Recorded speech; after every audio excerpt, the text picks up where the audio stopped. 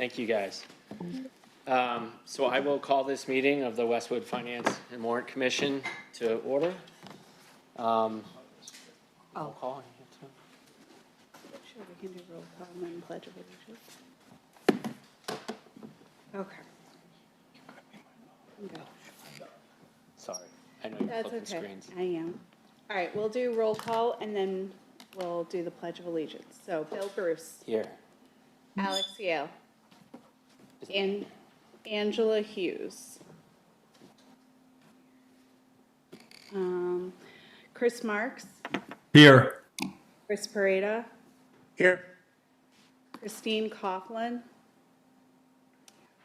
Should be late. George Laham, Here. Margaret Driscoll, Here.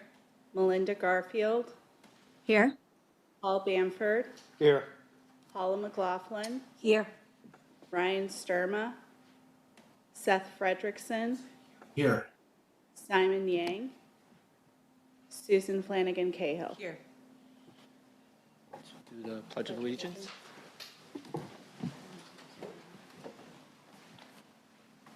I pledge allegiance to the flag of the United States of America, and to the republic The republic for which it stands, one nation, under God, indivisible, with liberty and justice for all.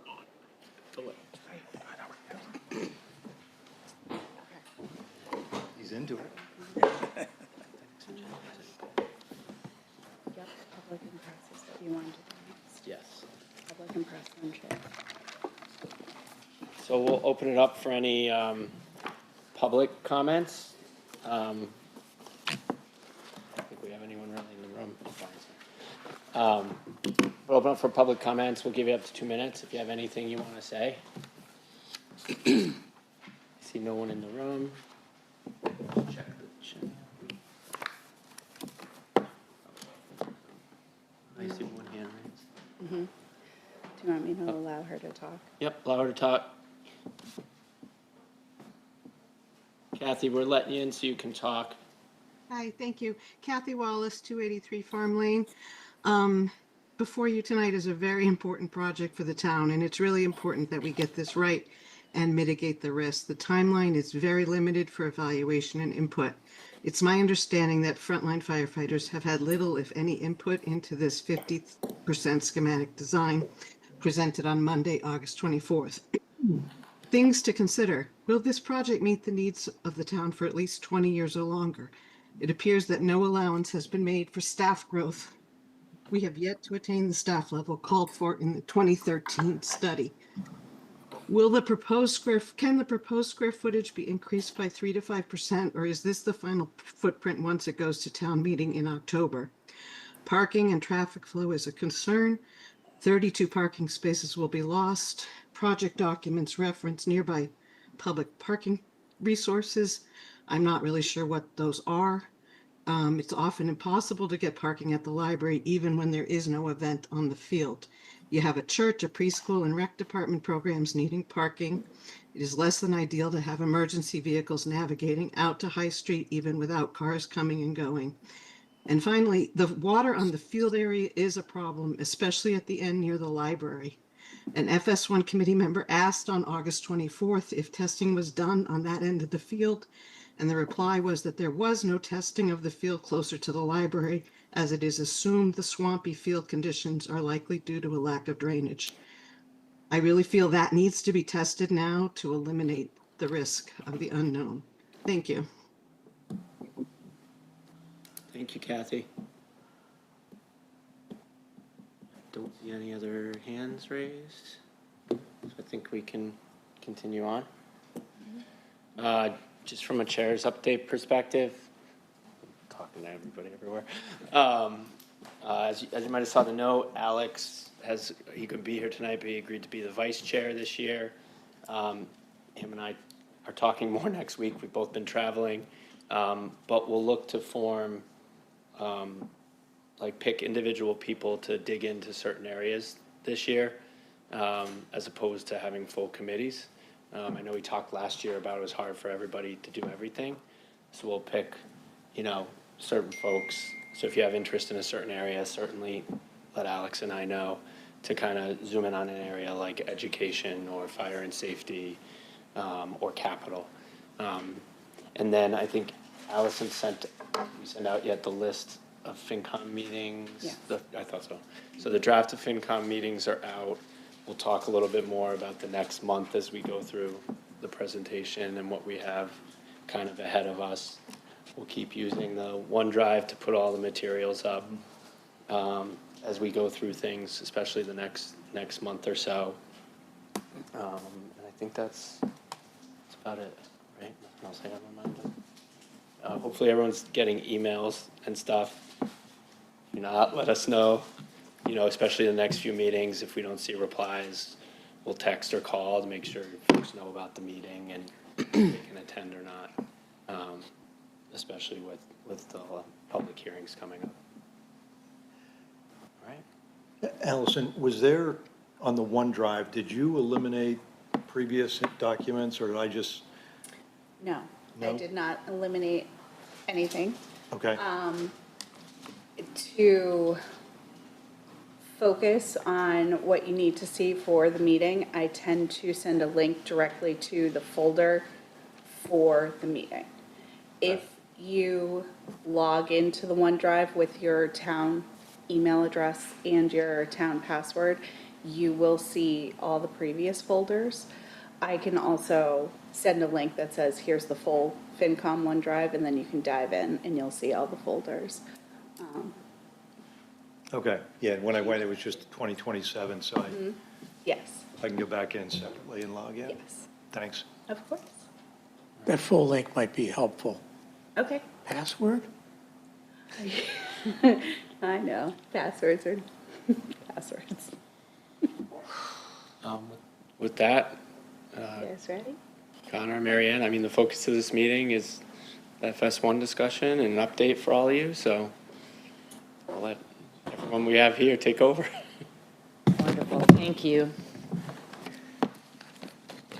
Thank you, Mr. Chair. Good evening, everyone. I am Mary Ann LeBlanc Cummings, Chair of Westwood's Select Board. I hope you all had a great summer.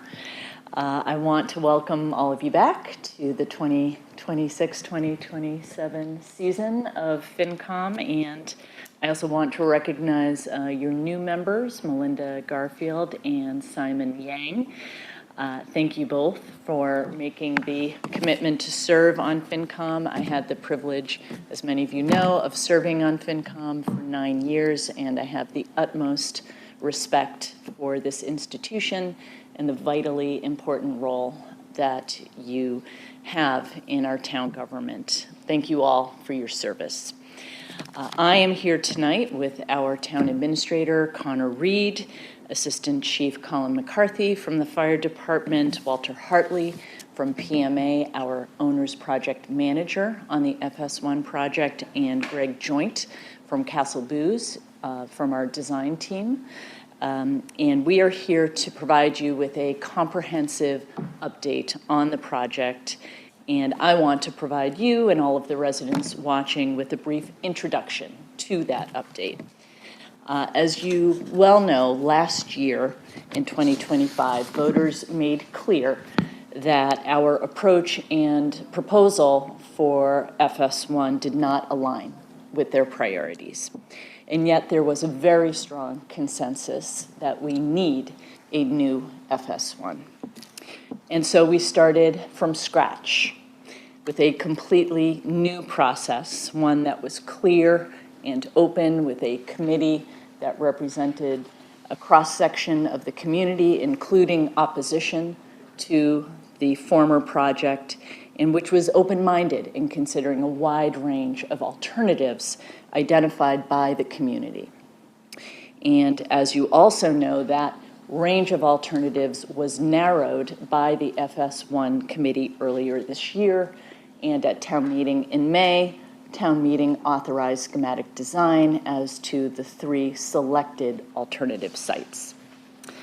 Working closely with our new project manager, PMA, and our designer, Castle Booze, and with the benefit of the conceptual designs and cost estimates, the FS1 steering committee vetted those alternatives using a weighted matrix, which in and of itself was a product of a great deal of deliberation, and which we will look at tonight. On August 7th, the FS1 Steering Committee met with the Select Board, and at that joint meeting, the 3 potential sites were finally evaluated using that matrix. I am pleased to report that the FS1 Steering Committee and the Select Board unanimously selected the Deerfield property as the most advantageous site for the new FS1. I will also note that Chief Lund, who has worked very closely with the FS1 Steering Committee, is also in support of the Deerfield site. And I want to take this opportunity to recognize Ford Spalding, who is also here tonight, Chair of the FS1 Steering Committee, who has provided tremendous leadership to that committee, and to thank all of the members of the FS1 Steering Committee who have provided a huge public service since last November. So we are here tonight with the same challenge, but a new approach. I am very proud of all of the hard work that has been done by so many people. I want to reiterate, the FS1 Steering Committee, our town department heads, town hall staff, as well as the many, many residents who have provided feedback and suggestions at the over 50 public meetings at which this has been discussed since last October. At our August 7th meeting, our project manager, Walter Hartley, who is here, made the comment that the amount of due diligence that has been done in Westwood, just as to site selection, is really unheard of. And I think that's something that we can be proud of. We are very pleased to have the unanimous support of the fire department, the steering committee, and the select board behind this proposal. And over the course of the next couple of months, we hope that we will earn your support as well. As we work toward a special town meeting, which is slated for the end of October, and then a ballot question in the November 3rd election. So that is it from me. I am going to relinquish my seat so that you can hear from our town administrator, Connor Reed, Walter Hartley from PMA, and Greg Joint from Castle Booze. Thank you so much.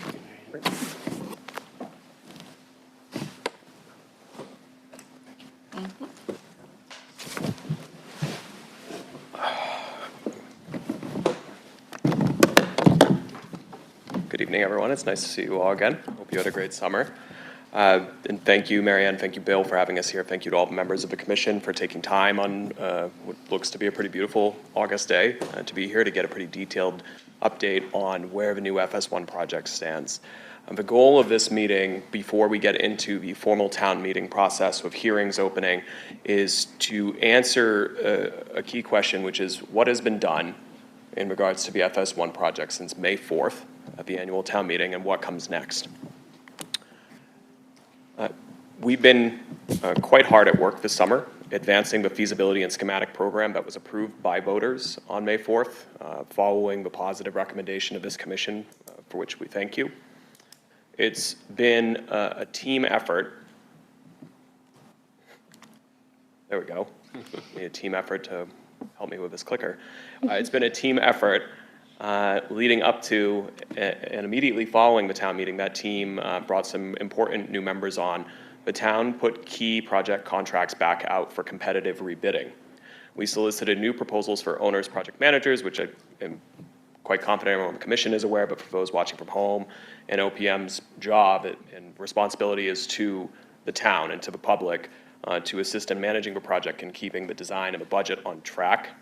We also rebid designer services, and 2 new firms have been brought into the fold. They're here tonight as part of this presentation, and so I'd like to just briefly welcome and introduce to the commission Walter Hartley from PMA Consultants, who is our OPM, as well as Greg Joint to my left from the designers at Castle Booze Associates, just to briefly introduce themselves and talk a little bit about their firm's approach to these projects. Walter? Good evening, everyone. Thank you for having us. Very excited to be here and to be working in Westwood. A quick history on PMA. PMA is a family-owned MBE business founded in 1971. Our local office is in Braintree. We have 110 professionals locally, 300 nationwide. Over in our Braintree office, we specifically focus on OPM work. Our resume is our own. We work in education and public facilities, so police, fire, DPW, and libraries. It's been a 15-year career for me at PMA Consultant so far, and I've worked on all types of projects, but specifically police and fire as well. Locally over in Easton, actually with Greg from KBA, but that's a little bit about PMA, and I'll let Greg speak about KBA. Sure, and very much like PMA, KBA has been around for over 60 years, performing work in the public markets throughout New England. We primarily specialize in public safety and educational facilities for municipalities much like yours. This is one of many public safety projects that we're on actively currently and have done many similar facilities or in the surrounding area that are really relevant to the project here. Thank you both. Just a quick note about both of these firms of procurement. When we put these things back out to bid, we had a committee do the assessments and selection, right? Because as you just heard, they have worked in my former community, so I like to address those things right out of the way so folks don't think there's a more interesting thing there than there really is. Committee went through a competitive process there, and we filmed the interviews so that anyone who wanted to see what those proposals were from those firms, that they could go to a meeting, and if they couldn't, then they could watch those interviews. But both from a project management perspective as well as the designer perspective, something that the town put front and center in its procurement was that the ability for firms not just to be technically competent, but able to be transparent and communicative with the public was essential. So that is something that I believe both of these firms bring, and I hope that by the end of this meeting you feel that we have demonstrated that throughout the summer. Don't want to gloss over why are we here talking about this project. I'm going to be extremely brief. The commission is well versed in the structural, operational, and financial failings of the existing building, parts of which were originally constructed in 1948. It's too small, it's antiquated for modern operations, lacks basic modern health standards like decontamination space for our firefighters, and major sections of the facility like the apparatus bay have deteriorated to the point of being unsafe and unusable. The temporary structure out on High Street kind of says it all and communicates the reality that the existing situation is untenable and the facility needs to be replaced. Marianne did a very good job recapping how we got to this new feasibility process. So I will not use my prepared notes here. The proposal and the approach that we took last year did not meet the expectations of the community, and so we had to start fresh. We did. And some of the core tenets of this approach has been citizen involvement, citizen-led, open public meetings where these decisions are being made, a new team, a new process. We'll talk a bit about long range as part of our remarks later, and a new design that Greg will speak a little bit more about tonight, focusing on right-sizing the program, bringing the total size down without failing to look down the road and ensure that we do have reasonable capacity for our staff growth in the future. As Marion alluded to, we don't expect anyone to necessarily read this because it's in size 6 font. It's more to kind of make the point that there's been nearly 60 public meetings, community conversations, engagement opportunities devoted just to this project since last fall. We understand that not everyone comes to a finance and warrant commission meeting, not because you folks aren't a great company, but because it can be a long technical meeting. We've really taken the charge to heart that we have to meet people where they are. That's including mailers and tax bills, including using the reverse call system we have, having folks go to community concert series to hand information out to folks who may not know that this project is ongoing, to really try to make sure not to pressure folks that they have to do one thing or another, but that they have good information as this is developing. Appreciating that construction costs continue to grow over time, as well as the emergent status of the existing facility, the team established and the select board supported a project roadmap targeting the November 3rd midterm election for the debt exclusion.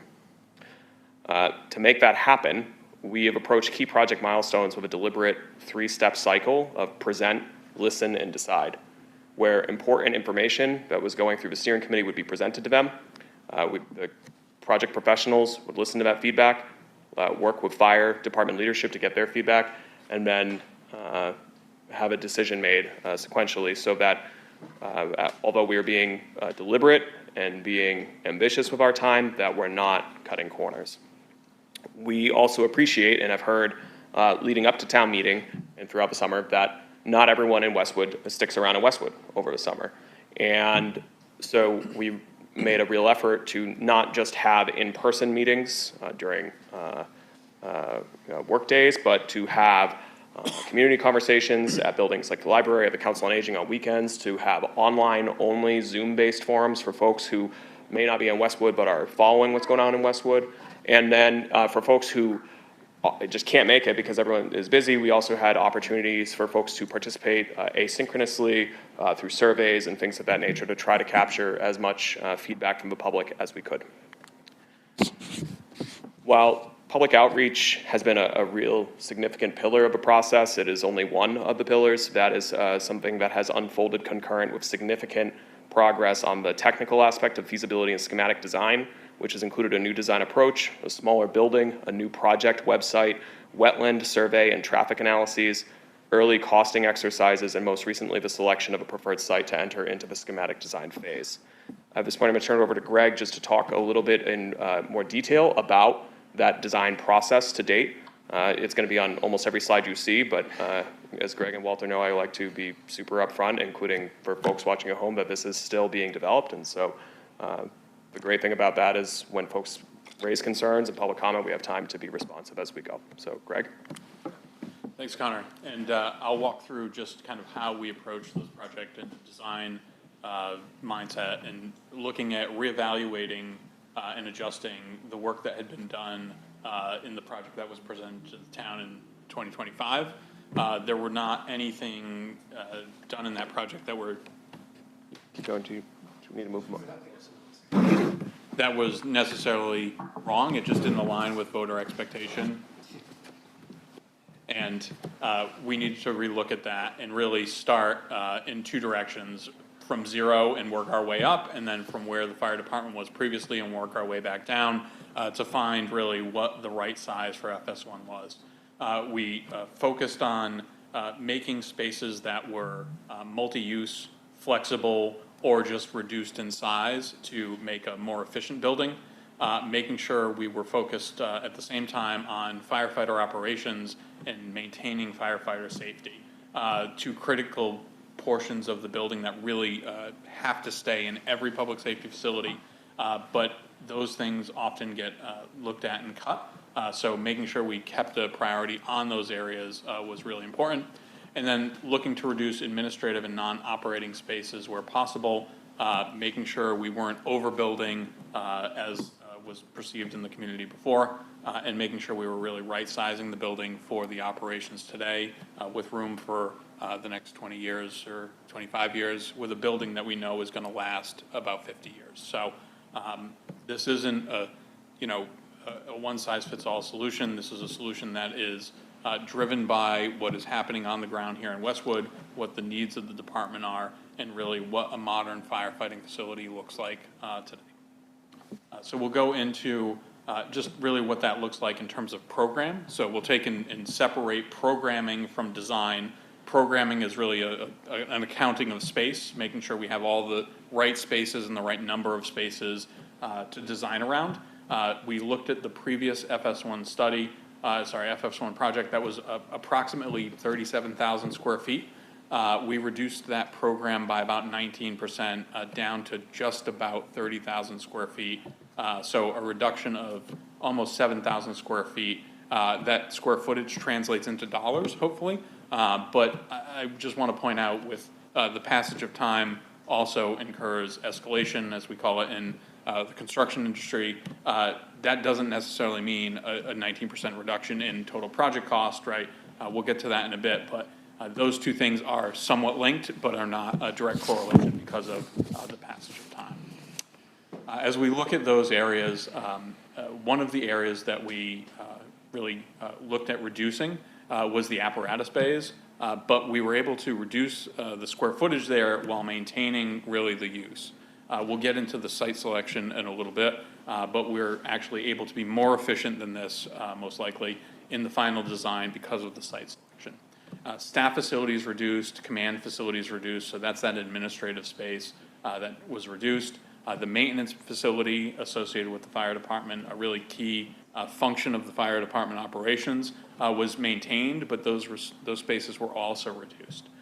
Almost all areas of the building were reduced except for firefighter operations. That fire department operations is really the space where firefighters do the work that needs to be done within the fire station to maintain all their equipment, to be safe and able to respond quickly to your community.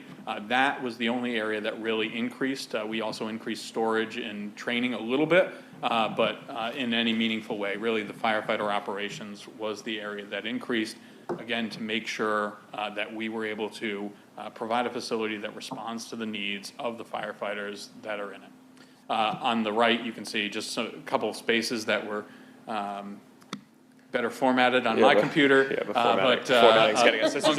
This is a test for you. What's behind it? Bunk rooms reduced from 10 to 7.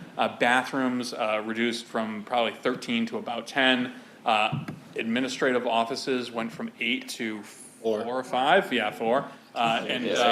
We removed a sweat box, which is kind of a sauna that helps firefighters decontaminate, just based on some industry data on the effectiveness of those areas. So some things that we heard from the public were problematic in the previous design were reduced in the design moving forward. The committee had evaluated a number of sites and narrowed that to 3 that we were charged with evaluating during the study. We looked at each site and provided initial building layouts for each site, looking at 3 different options. 637 High Street, the existing building, would have been a 3-story building, about 30,000 square feet. The rough order of magnitude cost for that project would have been about 37 to about $44 million. Deerfield Ave, so the site behind this building, a 2-story building, again, because we have a little bit more square footage on or acreage on that site, we're able to reduce the size of the number of stories because we have a little bit more room to grow, and the site is flat, not sloping. The existing site is steeply sloping, so to make that building work, we would have had to be 3 stories. The Deerfield Ave site, again, about the same square footage, rough order of magnitude, 34 million to about $40 million. Lot 14131, that's the lot commonly referred to in town as the lot behind Starbucks, so a publicly owned lot behind Starbucks. Again, a 2-story building, about 30,000 square feet, rough order of magnitude there between 38.8 to $43 million. These are very high level rough order of magnitude costs that we'll get into a little bit in a little bit. The layout for High Street came out the front, much as the existing station does now. It's a little bit bigger than the existing station to house everything that the department needs, but this is a very condensed site and very difficult to design a building that's much different than the building that was presented at the previous project. So this building, though reduced in size, was very much similar to the previous project, and had a number of challenges that you just can't work around because of the sloping site and just frankly the size of the site. As we go to Deerfield Ave, so this was the selected site, we kind of let that out of the bag already, so sorry to bury the lead, but the layout is a little bit different than what we presented initially. That looked at possible exits out to High Street, looks to maintain recreational facilities there, though resizing them and rebuilding them. It also maintains the existing Deerfield Ave building that was formerly a school. That building just remains on site for the town's use. And as we looked at the lot 14131, the lot behind Starbucks, again, a very similar layout to High Street. However, one of the challenges of this site was kind of twofold, that the access was singular really through an abutting property. where the town does have some access there through an easement, but we would have needed to, or the town would have needed to, take portions of that property by likely eminent domain to gain access in a meaningful way to that site for a public safety building. That really was the biggest challenge on this site and really provided a pretty high barrier to be able to make this site viable. As we get into the selection process, the committee had an existing matrix that they used. So in blue on the top of the matrix was the existing matrix that the committee had kind of narrowed the number of sites that they had originally down to these 3. A number of additional criteria were added based on both public feedback, the kind of realities on the ground as we looked at them, and Pre-feasibility work. yeah, completed by pre-feasibility Weston and work Sampson. done by Weston and Sampson prior to us being on board. We were able to add a couple criteria based on the committee's feedback to make sure that they were able to accurately rank these facilities based on what they'd heard and all they'd learned through the process. In the end, Lot 14131 just was taken off the table before the ranking because of those challenges of access. The 2 properties were evaluated and Deerfield Ave was ultimately selected, as you've heard. We'll go into the schematic plan for Deerfield Ave. So a little bit different than the original layout that was presented. We have worked with the department, town departments, and looked at a building that is oriented east-west on the long axis. It's on the northern portion of the site, so where you kind of come into the back of the school building. The access for firefighter or for fire response would be out through onto Deerfield Ave toward the police, back of the police station toward Westwood Glen, and then ultimately out a drive lane that already exists on the police facility. That drive lane would be widened as it reaches High Street to make sure that the fire trucks have adequate turning radius out each direction. But generally that access is acceptable for firefighter access. Out that way for responses, they will return through Westwood Glen and back down Deerfield to the station. This layout provides a 2-story solution with an apparatus bay that exits out both sides, front and back. That's different than the existing site where, because of the slope, you could only exit out the front. You would have to have some vehicle storage down below, leading you to kind of a more expensive construction and a more difficult operation. So working with the fire department, we believe, and the department agrees, that we can reduce the number of bays. So at the existing station, we would have had 5 bays, just because you can't get access on both sides. Here, we're able to reduce that to 4 bays, because you have just access out both sides. If an engine breaks down, you don't have to tow it out of the way. You can just drive the other engine out the other door behind it. So it's a very helpful layout to have. If we can get this, this is always preferred on a fire department. The layout maintains or really improves the 2 playing fields on the site. The existing playing fields are not regulation-sized playing fields. This would get them to regulation-sized playing fields potentially. There has been a number of discussions about what is best here for recreation. The great thing about this portion of design is those things are still able to be flexed and changed as we go through the process. Knowing that we're going through the process strategically, making sure that we can get a project passed quickly if the town so chooses. We have some ability to maneuver those features around a little bit as they fit into the project budget. This layout will change, as Connor mentioned. It's just part of the process, but this gives you a good idea of what's possible on that site. You can see that it maintains a pretty large portion of the site, either unchanged or improved. As noted before in public comment, the drainage on those fields is pretty poor, though DPW has tried to remediate those drainage challenges on those fields. It's hard to do kind of just in small pieces. A project like this would allow us to kind of put an under drain system in there and address those issues that are likely caused by the soil condition there, as well as the subsurface conditions. But that would allow us to address those issues more fully, leading to a just better playing surface, a safer playing surface, and give you longer playing time on those fields. Right now, they're pretty wet after it rains. Just a little bit more, if I could, on the recreation and the modular uses. So something you may know if you zoom in or you've read on the project websites or watched any of the more detailed reviews. In order to maximally preserve the field programming that exists, right, which is the two softball and space for multi-use, the site layout shown here really is it might seem hard to believe, but you're going from approximately 3.3 acres of grass playing space to 2.9.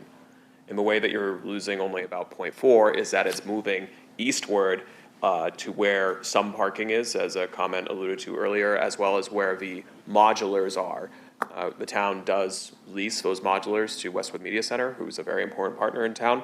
One of the things that we have done as part of this process before there was a vote on the site, and will continue to do working with WMC, is walk through the existing Deerfield facility with WMC's leadership, as well as the recreation director, because that building is used particularly in the summer for a lot of flex programming for the recreation department.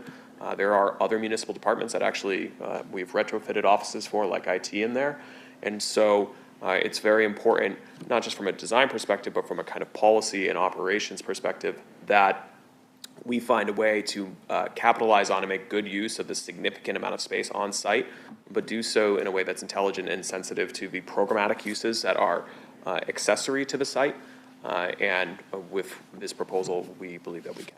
We are carrying, in the rough order of magnitude, costs, which we'll talk about a little bit more later, an estimated budget for fields, as well as addressing the removal of the modulars. Sorry, Greg, you want to? Can I ask questions? Do you want to wait till the end, or you want to take them, sir? You're the boss here, not me. I can wait, not critical. We are more than halfway, comfortably more. Yeah, yeah, we can't see anybody. We'll wait, because we can't see anybody online asking while we're presenting. Sorry, Greg. No, to that's throw you okay. off. So just a broad overview of the modifications needed at the drive lane at the police facility. You can see just the area that's in the front lawn of the police will be extended in that little yellow shape there to just kind of give us a broader turning radius out from that onto High Street, making sure that traffic is stopped, as you see in the kind of white box there. Outside of that zone, there'll be preemption lights, much like you have at your existing station there, as well as just a wider area there, so the trucks can have both a easier turning radius, but also a better line of sight down both directions on High Street.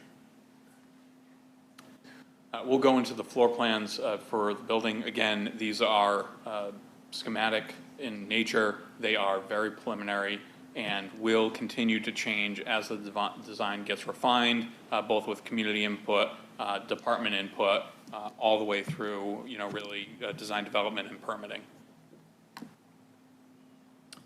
So on the first floor, you see we're down to 4 apparatus bays, the darker red color kind of in the center of the building. That is flanked by the firefighter operations space, firematic space. To the right, kind of in the pink in the center, is the decontamination and gear storage for the firefighters. All the way to the right in the teal is the bunk area, so the living quarters for the department.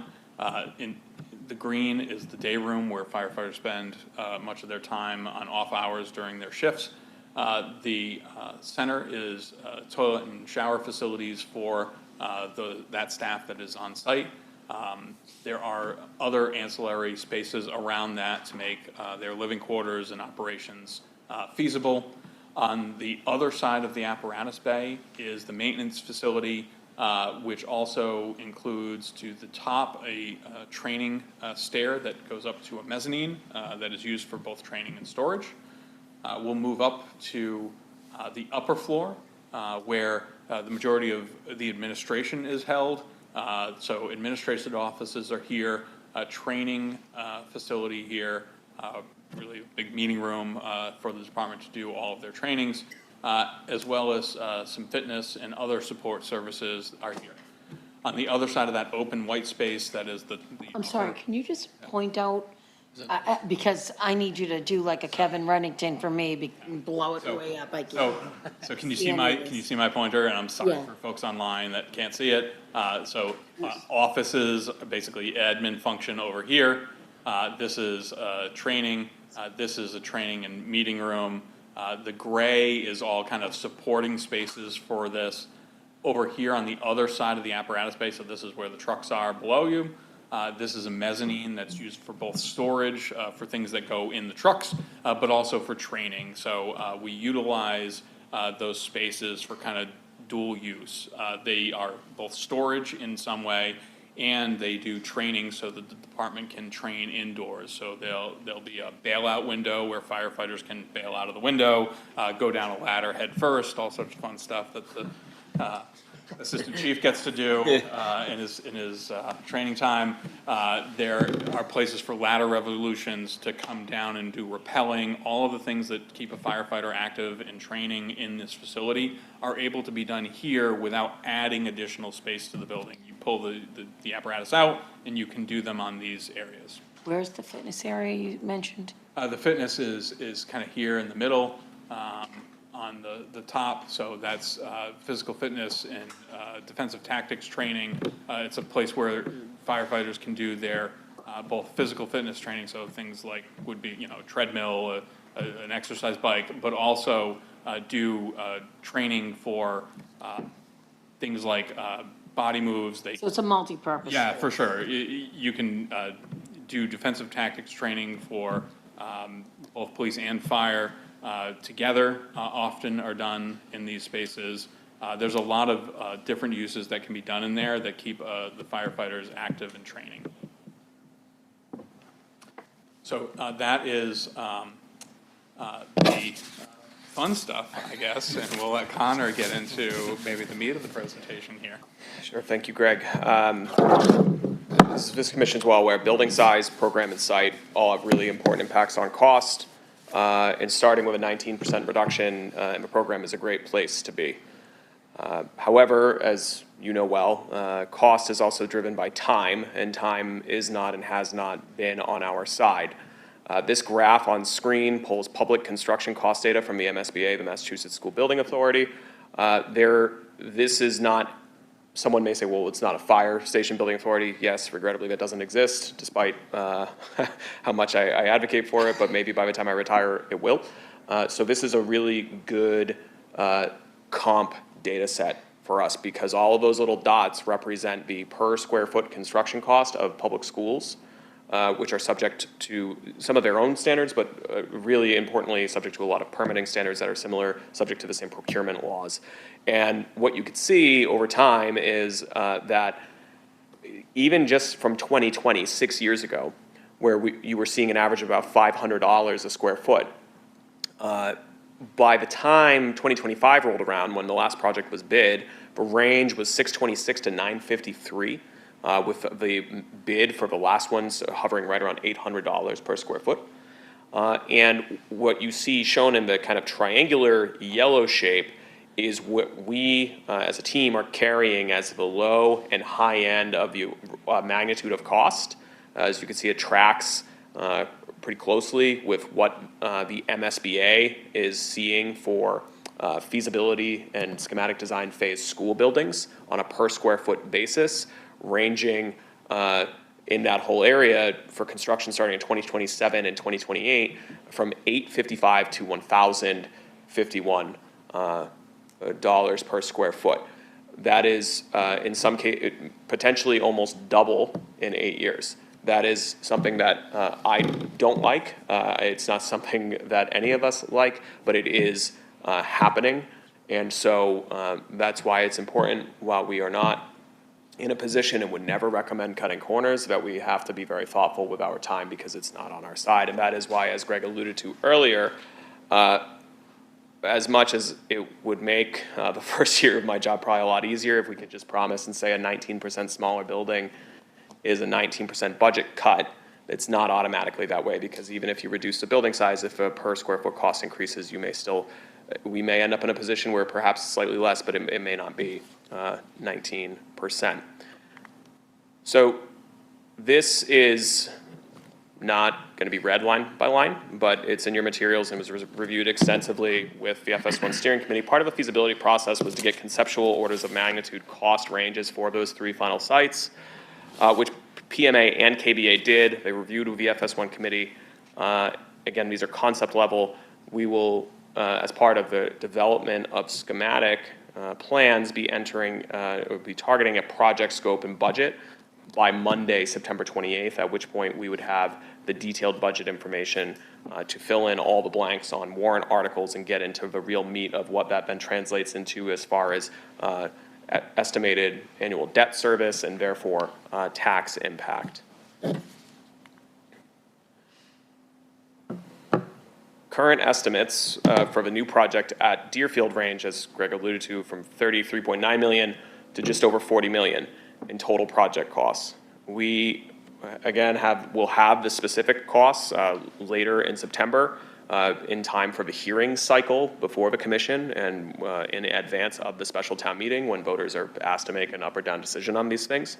This is not a guarantee of where that will land, but it represents our best range of estimates at this time. Should that cost come in that range, the new project will be slightly below the nominal costs of the total project costs from 2025. I'm making that point because we also showed with escalation, if you just took the square footage and the bid and you escalated it, the total project cost from the last go around of 41.6 would likely be closer to 45 million. If costs through the project scope and budget exercise land on the lower range, and I am absolutely not promising that, and Greg would be upset with me if I didn't say that repeatedly, that it would be a reasonably solid improvement in total project cost compared to the 2025 project. Again, that's not a guarantee at this time, but we're going to be getting a lot more information about that very soon. As I mentioned, September 28th will be a big day. Project scope and budget is anticipated by then. This will allow finalization of the warrant article language for funding, inclusive of total project costs, as well as funding sources, which I just want to talk a little bit about with the commission tonight.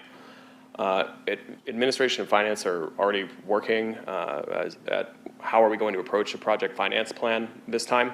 I was not here last time, but my understanding is many members of the commission had weighed in on this quite a bit.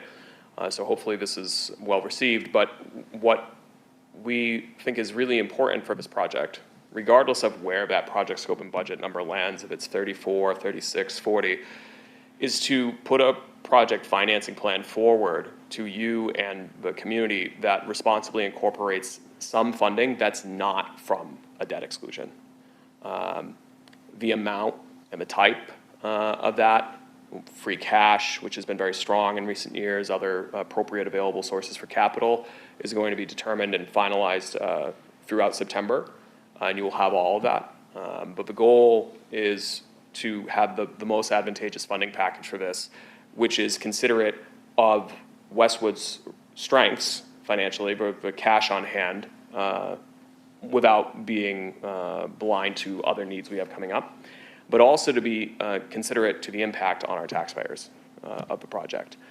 Because if you just take a constant number, any bit of other capital funding you can allocate at this, which is one of the major disadvantages of municipal facilities, is there's no MSBA type grant, right? There's no value proposition of a state or federal body matching a sizable portion to reduce the sting on your taxpayers. And so to the extent we could do that with our own funding that we have access to through our own conservative financial management over many, many years, most of which I cannot take credit for,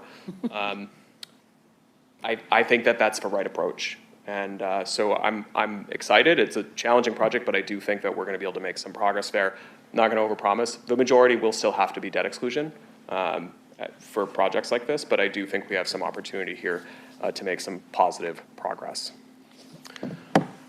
One other thing that I want to touch on proactively is something some of you may be thinking, or something that we've been asked many times throughout this process, is where do we stand as a collective team on all of our facilities needs, not just FS1, but what about Thurston Middle School? How do these things all fit together? Westwood has, for the past 20 years, made significant strides in replacing various essential town and school facilities, some of which are visualized up on this screen. All of you are, I think, very, very aware of these, and many of you were yourselves personally involved. Due in part to the significant growth generated by University Station, some of these rather large projects were possible without debt exclusions, which is pretty remarkable and is a great thing. However, as we know, the financial environment, both in the construction cost perspective and the cost of money itself with interest, has changed wildly, and we need to have a roadmap for the next 20 years. So the town in 2025 completed a comprehensive facilities needs assessment program, looking at the various needs and deficiencies, repairs of town and school facilities, which has catalyzed that roadmap for us. Taking that as a baseline, the Long Range Financial Planning Committee has worked and been meeting through the spring and summer with a project management firm to build what we're calling a SCIP, which is why I shouldn't be allowed to name things, for a strategic financial capital improvement plan. It's basically a long-term vision, or the long-term story for our largest capital projects that will be coming in the next 10 and 20 years.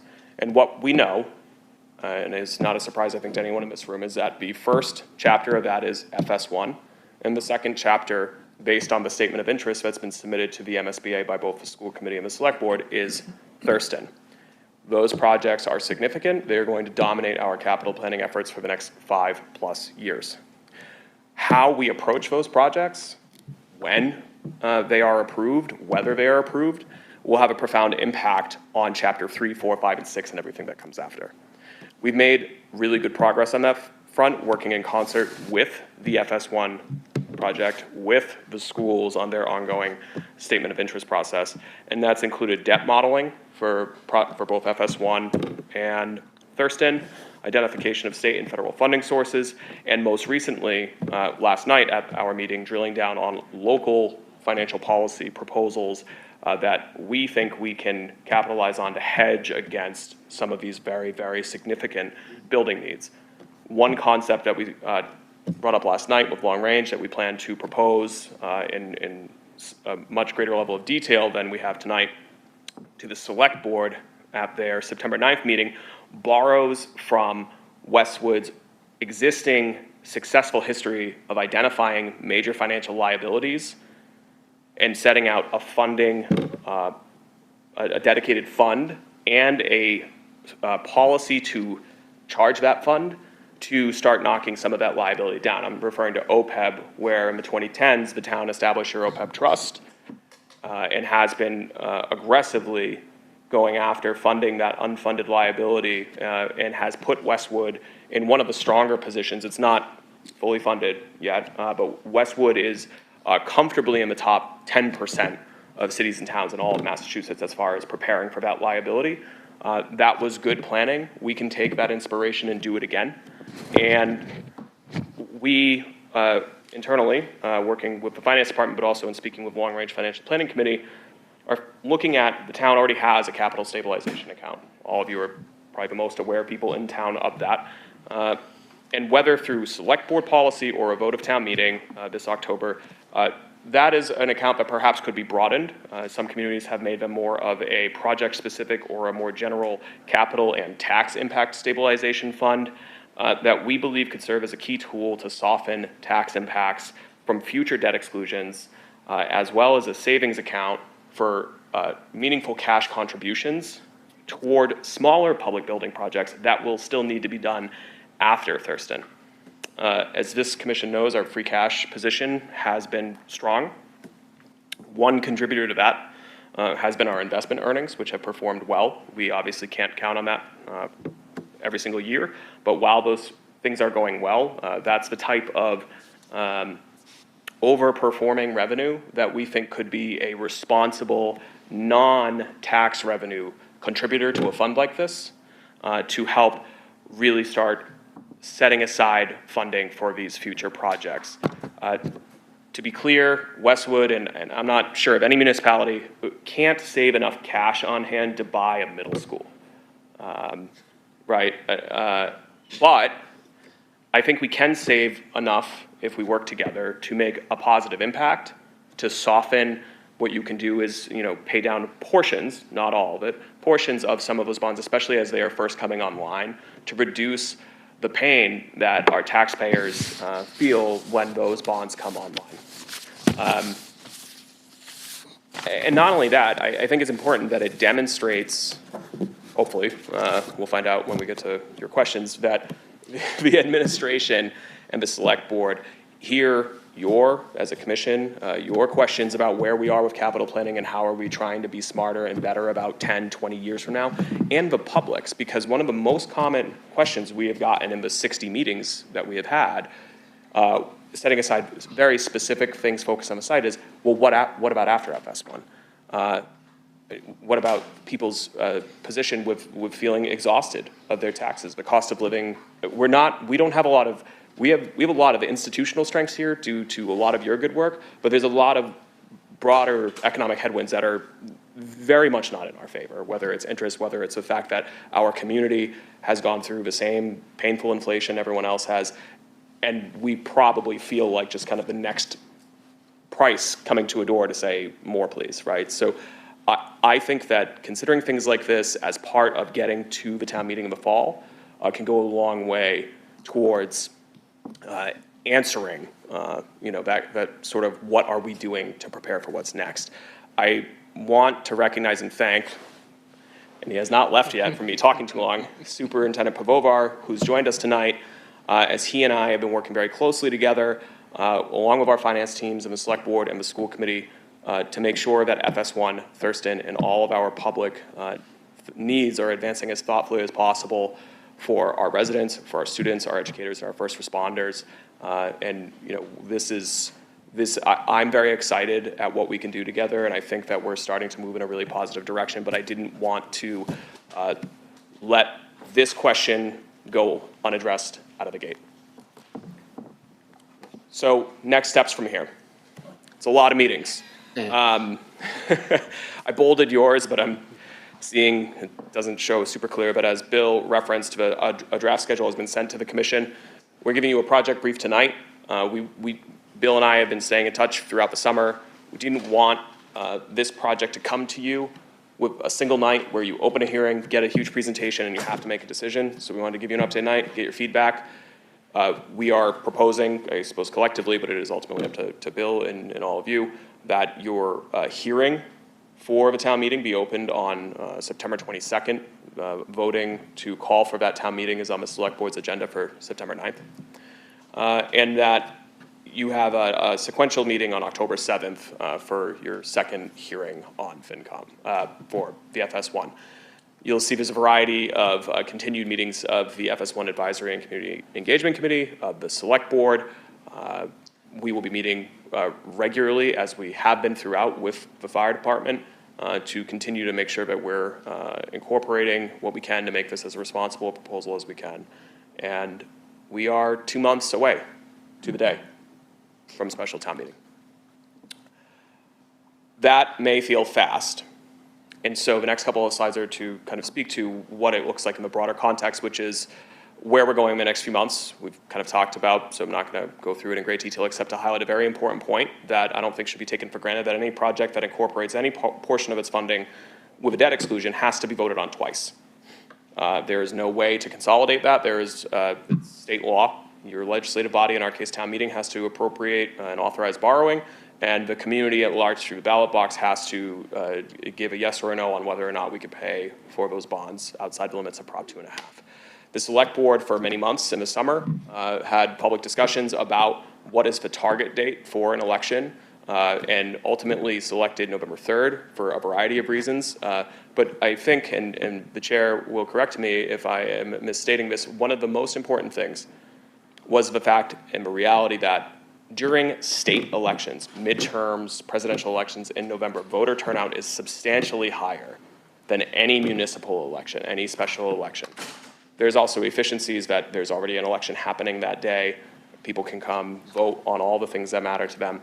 But there will be a larger representative sample of this community voting on this project on November 3rd than you realistically could hope for on any other date until November 2028, realistically. If both of those votes are positive, we still have years of work in front of us. And I'll start from the end, which is 2029. That's what we currently expect would be completion and move-in for the fire department.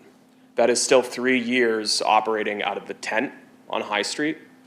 That is still 3 more years with their living quarters they have.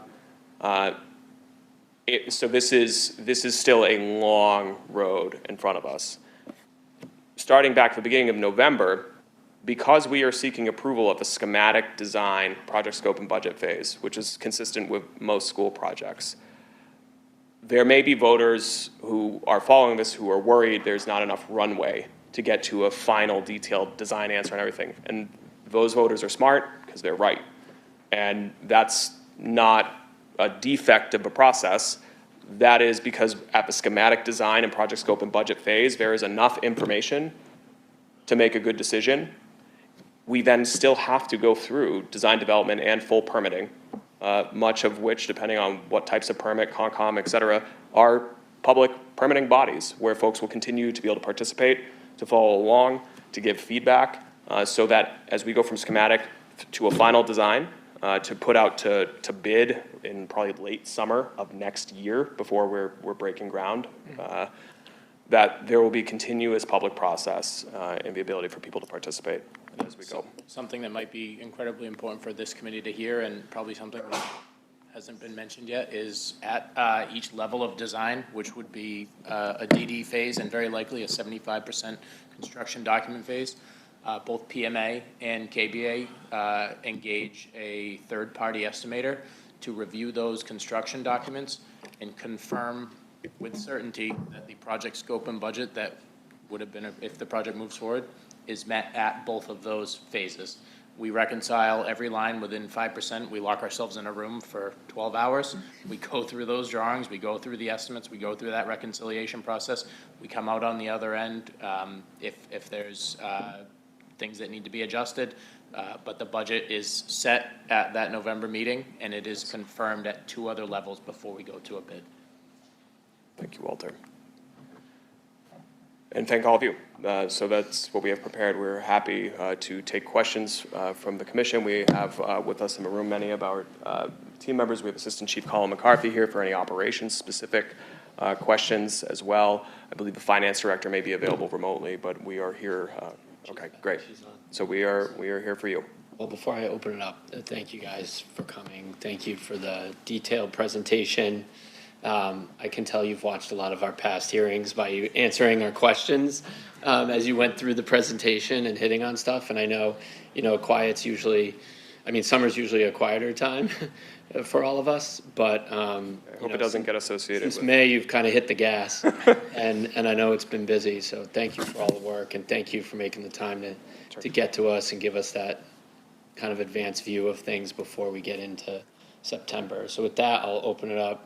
Questions in the room, and I'll watch on the phone too. Paul?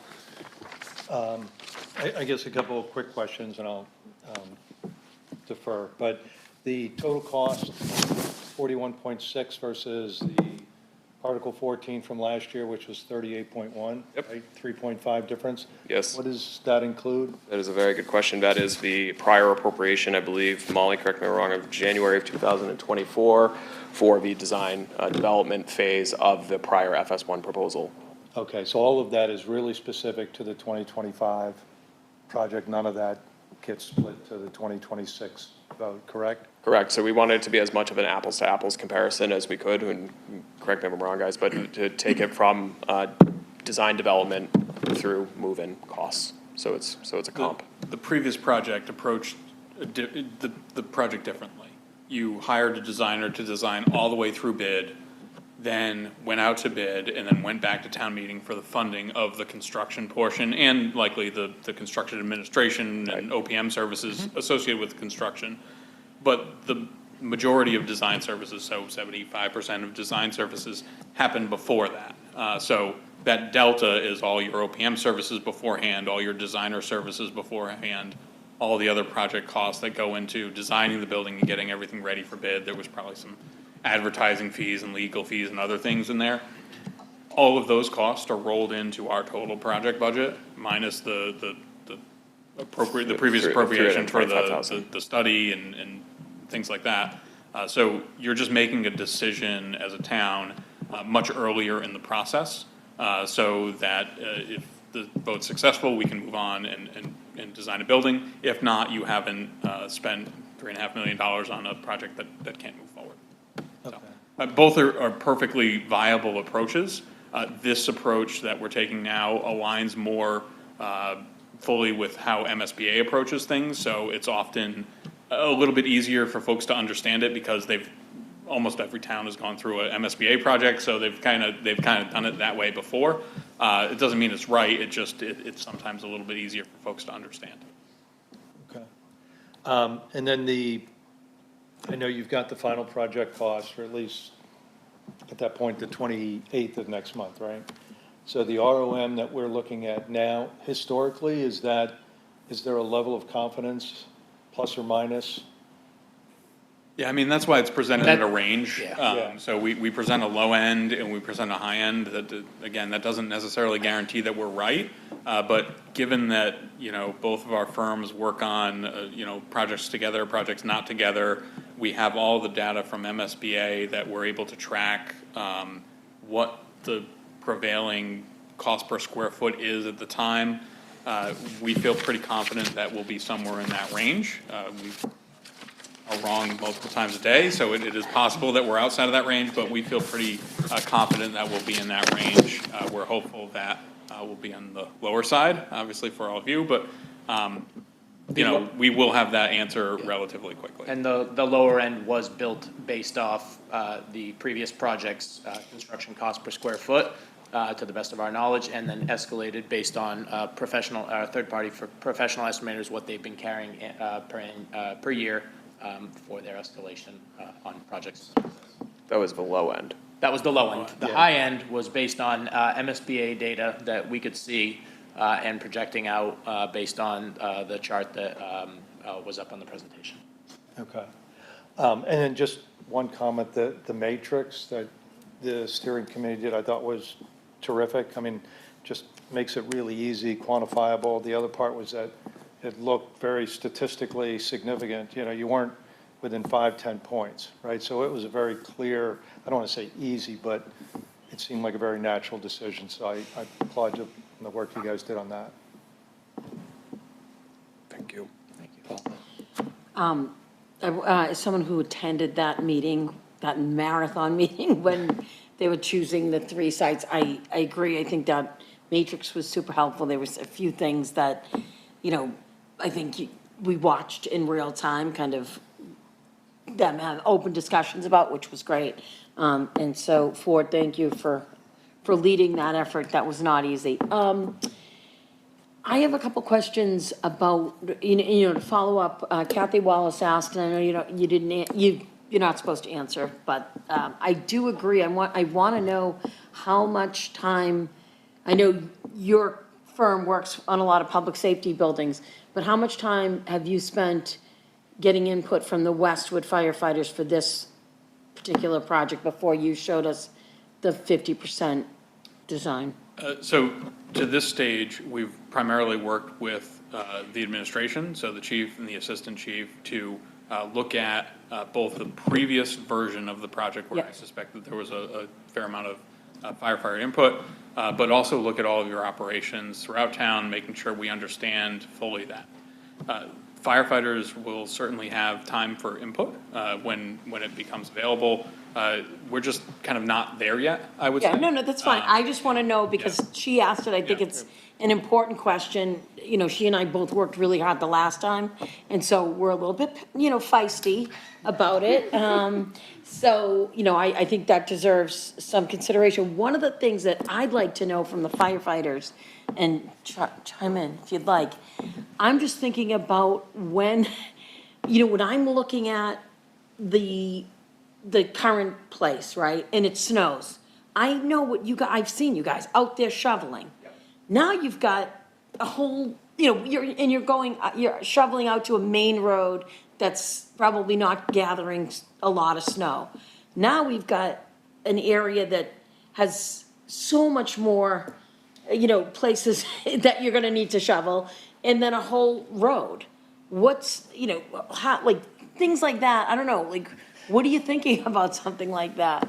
So we maintain our own lot with our car, we call it car 7, it has its own plow. So we actually, in the event of a major snowstorm, we actually increase staff levels so we can put someone in that vehicle to help us with snow removal, to make sure that we maintain a certain readiness at all times.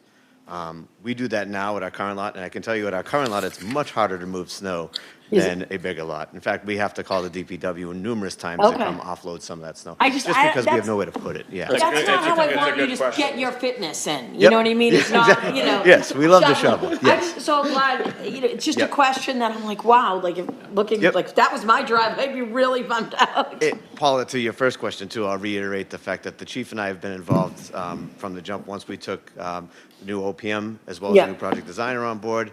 Greg and Walter, we've worked very closely with them, and we've incorporated the input that we've already received from our staff members Yeah, awesome. into the conversations that we've already had, and we're going to have more room for that going forward as we go to the next steps to incorporate some of our staff into those decisions. No, I appreciate that. Sure. I just, I'm always gonna be an advocate because Absolutely, I yes. think that what you're doing is really important. These ladies and gentlemen not only work here, they live here. And right. it has to be comfortable for them. And I wanna make sure that that's, and it's also comfortable moving forward because this town isn't getting smaller. Our population isn't getting younger. And I know that's probably a majority of your calls probably go to people that make me look young. So, and I think that's an important thing. Westwood our work is gonna continue to increase. So, I appreciate what you're doing. Thank you. All right. I got 2 here. George and then Melinda. Can you hear me, Bill? Yep. All right. First off, thank you, Connor and crew. That was a great presentation, and you definitely have been doing your homework on how we ask questions because you cut off my legs with answering a couple questions already. George, you made my night. Can I go home? I probably missed it. In the Deerfield option, what happens to those fields? I'm assuming they're going to be eliminated. And I think you said it and I missed it, probably because of background noise here. But what happens to the fields? And also, will there be a direct connection from Deerfield to 109? And does that go through? That's my question. I also have a comment after. So thanks, George. It's Greg and KBA, and I'll address the fields first. So the fields will be rebuilt, at least in the currently proposed option. Again, input from the community is still ongoing, I would say, including from the rec department, from rec leagues that are somewhat separate from the rec department, and the design will continue to flex. The field space in total does get smaller. However, the geometry of the fields improves a bit. So right now, you don't have regulation size fields. That's not necessarily a big detractor if you're playing, T-ball My 8-year-old's not going to or summer stuff. But if you're looking to host competitive sport there, those don't really meet because of the playing lines down the side. The geometry of the fields just doesn't allow it. As we move the fields closer together, but eliminate some of the parking and move the fields closer to the existing or the former school building, we're able to get that geometry in, lose a little bit of parking in the process, and lose the area that the modular buildings that Connor talked about. You lose that stuff, but you can gain back fully playable fields. So, and they'll be in the same spot generally. But generally the same spot. They are in the site plans. As you see, there's a room for multi-sport across the outfields. But yes, we are cognizant of those fields. and making sure we address the community's need to have recreation space fully. Yeah, And sorry. the access to the 109? So the access to 109 will be out through the extension of Deerfield Ave, through the back of the police department, through the road that connects from Yep, Deerfield I Ave got it. extension through there. So that's the direct access, and at that, where the road comes out or the drive comes out now, there'll be preemption lights there to stop traffic and do all the things we need to do for firefighter response. And now my comment, you know, I'm sure Mr. Parita will remember this. Mr. Banford might remember it.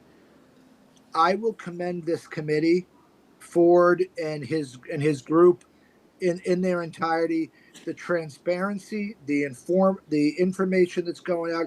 This has been a more communicative process from my point of view as a resident of Westwood than the police station was, than the rebuilding of the fire station in Islington.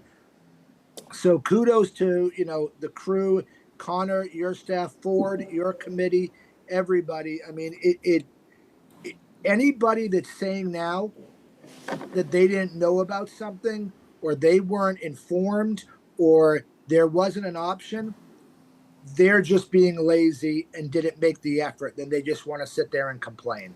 That's my opinion, of course, Bill. That's just my opinion, but that's what I see. And I've seen this 40 years Someone will running. say that.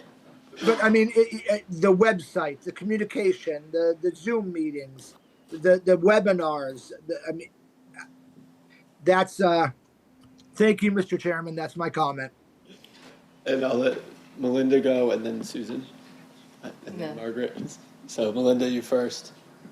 Thank you so much, and thank you to the committee. That was a great presentation. I just had 3 questions. One of them was at the community forum at the high school. The chief had mentioned and actually showed some pictures of some flooding of the temporary ops, and that there's some concern about what's going to happen during the first ice storm.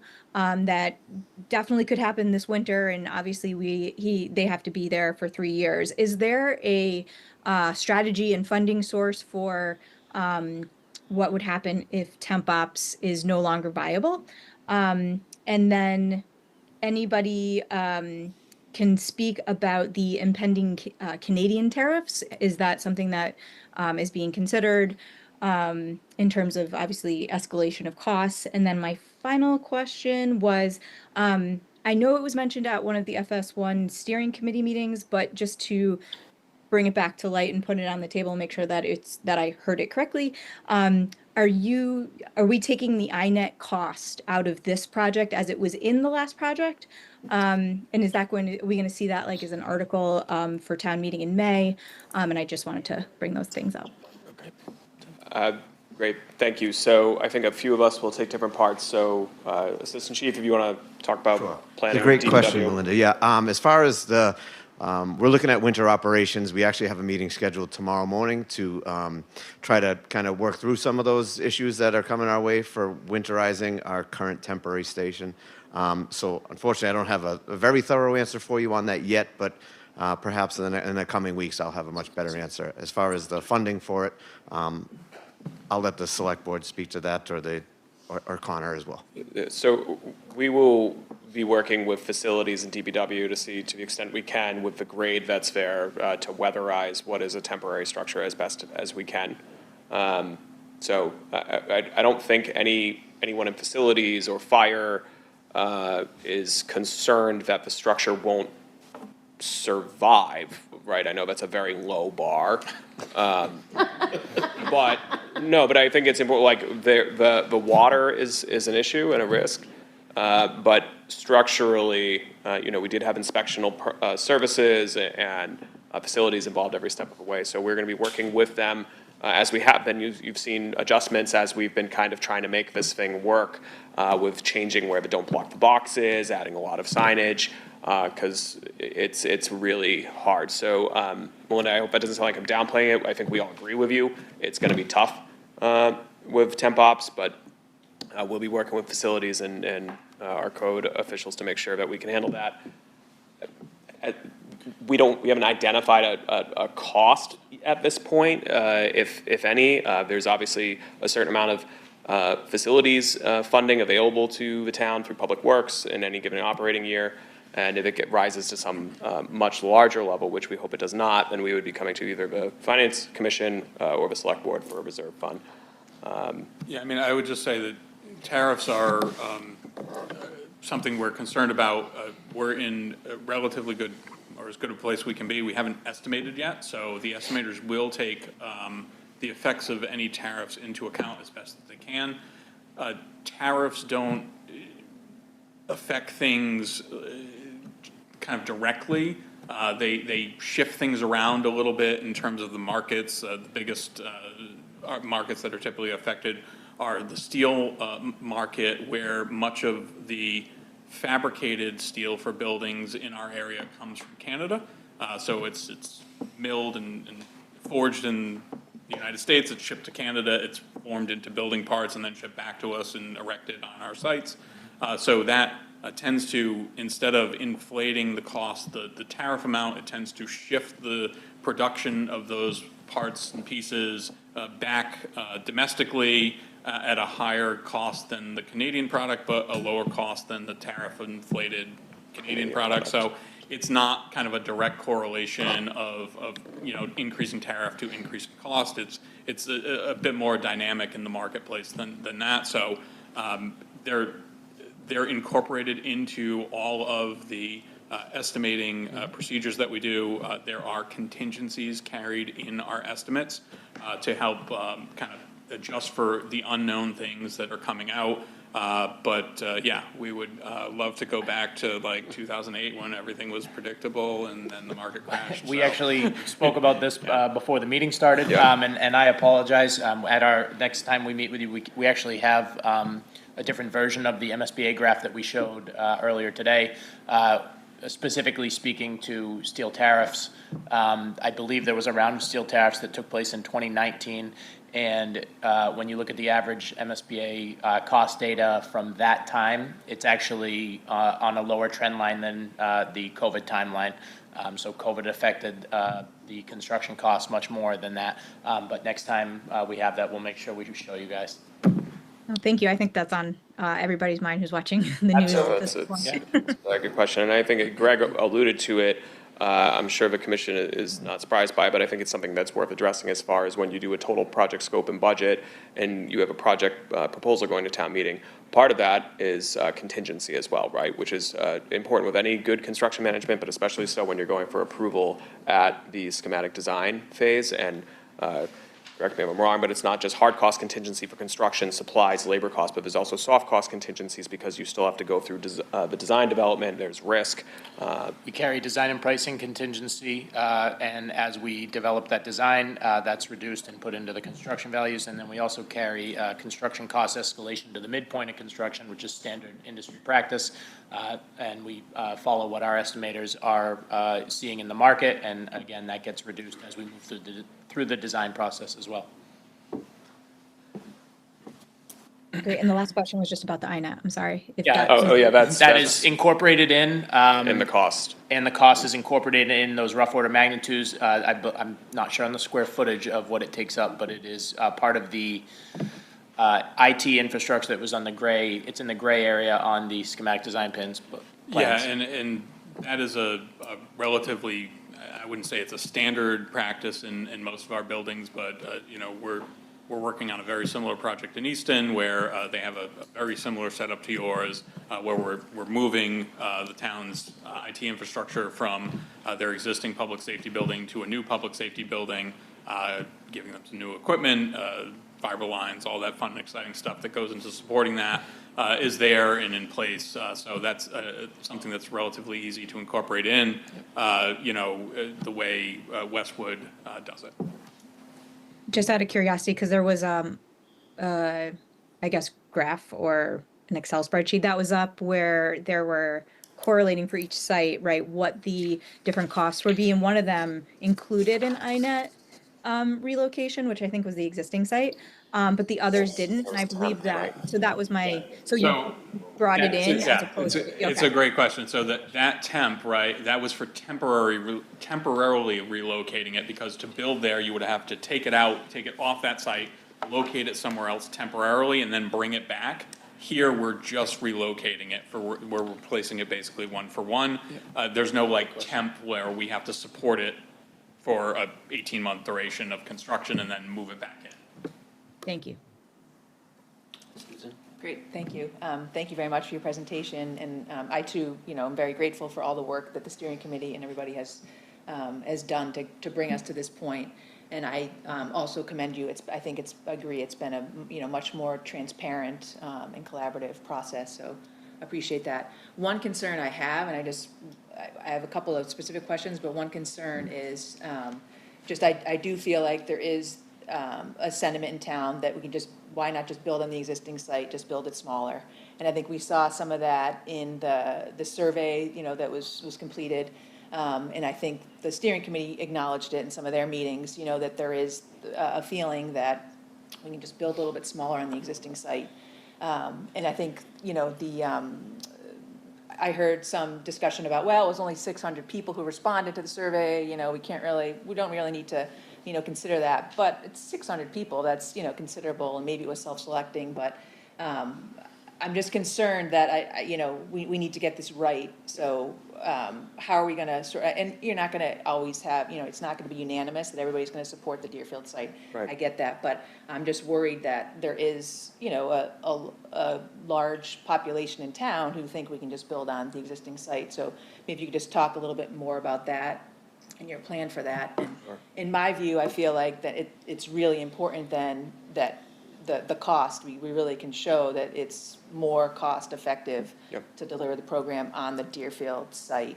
So just a couple questions I have around that, just in that the order of magnitude slide, and I understand that's very preliminary, but there was a $2.5 million relocation costs for the existing site. Correct. And I was just curious how that was arrived at. Is that the same $2.5 million? Was that from the last year's? Accurate, but escalated. So, but I'm curious, so that presumably, because I think I heard some discussion about the tent that's out there now, that we'd be able to relocate that. So is that part of the $2.5 million, or is that? So even with the tent relocation, you would still need the living and admin quarters through trailering, which would be a sizable part of that cost. And Molly can correct me if I get the figures wrong. We very rarely get comps on something that specific, but we did see used fire station temp ops going out, and I believe it was for $3 million. So I think that even if we could get to the level of, well, we spent a few $100,000 on that, so net that out of 2.5. Where the task for these firms was to be as conservative as possible. We didn't want to favor one site over the other. We wanted to be as apples to apples as we could on those rough order magnitudes costs too, because as you saw, there was, I think, 25 different categories, and rough order magnitude costs and ease of construction was really just a couple of those items. So we wanted to be conservative, show the difference, acknowledge that there was a difference, and allow FS1 steering committee to make their decisions based on that information. We've done temporary operations in several surrounding communities, and these costs track with those costs. And so, yes, the tent structure was purchased, but we would have to move that and reassemble it. And so the actual physical thing is here, the labor to go into moving it, resetting it up, putting it there, for another 18 months of construction, plus probably 2 or 3 months on the front side for getting it over there, 2 or 3 months on the back side for getting firefighters and the fire department out of that temporary operations and back into their building. That's really kind of where those temporary operating costs come from. And those are costs that are kind of unrecoverable, right? They don't serve any benefit in the long term, but they're all, kind of still pulled into the bond most likely. And so you're paying for those temp ops over, the next 20 or 30 years. And the existing site is just by its kind of size and land just more difficult to build on. You have to do the demolition of the building before you can start the new construction. Because of the grade, you are at 3-story instead of 2-story, and the just physical structure, because you have to create what you have now, which is a suspended slab above the building to be able to build it smaller and still fit all the apparatus in. You're now parking apparatus above other apparatus on the lower level to get that smaller footprint, which just translates into a higher construction cost. In the rough order of magnitudes, we held construction cost flat, even though knowing that we will likely see a lower construction cost on the non-existing sites. We didn't want to put our thumb on the scale for any site too much, and we tried to be fair with how we kind of looked at these things, knowing that there are ranges to construction costs, and it's a judgment call. It's certainly one that folks can question, but we did our level best to provide the town an accurate accounting of what we think each different option would cost. So. But Susan, I think it's a point well taken, and one that I know I don't take lightly, and I don't think the steering committee did either, that there is obviously a certain baked in, it's almost like an incumbency advantage, right? Like, that's where the fire station's always been. Yeah, and I think visibility was another point that was acknowledged, yeah. And it was acknowledged, and I think, you know, when we talk about the surveys are important, and yes, as we talked about with FS1, the existing site edged out Deerfield as, you know, first preference, but not by a massive margin, which when there is such a baked-in kind of advantage of that's always been the fire station, I think that's worth considering, as well as when you looked at, because there was 3 choices, right? When you looked at people's first and second choices, they were, I think, within a point or so of each other. They were very close. I agree with your assessment that does mean we have an explanation tax on the project, right? And I feel comfortable that from a financial, construction management, and project phasing perspective, that the Deerfield site, which is not perfect because no sites are, is superior in almost every way. The existing site, just specific to the question of just do it there smaller, we did go through quite a few conversations with the FS1 steering committee of that would have been the goal. But even still, even with a smaller facility, even if we rebuilt the existing facility, and correct me if I'm wrong, Assistant Chief, we would still need to go through legal zoning variance processes, which are extraordinarily high risk, and obviously brought legal challenge to the town last time. So it's just such a constrained. So it's access to High Street indisputably. No, I understand all that, yeah, but I just wanted to flag it. Yes, no, it's change, think it's right? important. And so we need to really make sure that we are justifying, right? Why would you move? And hopefully we touched on some of that tonight, and we look forward to working with you to make sure we're doing our best to do it throughout. I just had a couple questions on the Deerfield site, just the access both out through Deerfield Ave by the police station that you say you'll widen right by 109. Yep. It's wide enough, and you don't need to take any of the land next to? No, that drive lane is I think it's like a 14-foot drive lane. That's perfectly wide enough. Fire truck is 8.5 feet wide. And similarly with that other, what is now like a walking path that goes out to 109 that you say you're not going to use as a primary exit? So the current plan doesn't show vehicle access out that way, so it still may be used for utilities or other things that are necessary for the project. It is town-owned land that has frontage to High Street, but the current proposed layout does not utilize that for vehicle access. And then I understand too, is there a commitment that the station will not use that residential street? So Deerfield Ave, the department has committed to putting in place a policy that the exiting would not be through Deerfield Ave, except for in the event of response on Deerfield Ave or immediately some other, proximal to it. immediately proximal area, or if all 3 other exits were blocked in some way or something like that. But and I was just curious, would that just be a policy of the department, or would that be something that the select board that would be more? Fire chief policy. Okay. I think, and, I don't want to misspeak for the firefighters, but Deerfield's a tight street. They want to get to where they need to be as quickly and safely as they can. That's a tough street to get out, and so I'm not saying policy is always perfectly followed by all of our employees, but I feel pretty confident in the chief and the firefighters we have, that if that's the approach, that would be honored under most usual circumstances. Yeah, we have agreed. The chief and I both have committed to that as a rule of thumb to not respond unless the emergency is actually on Deerfield.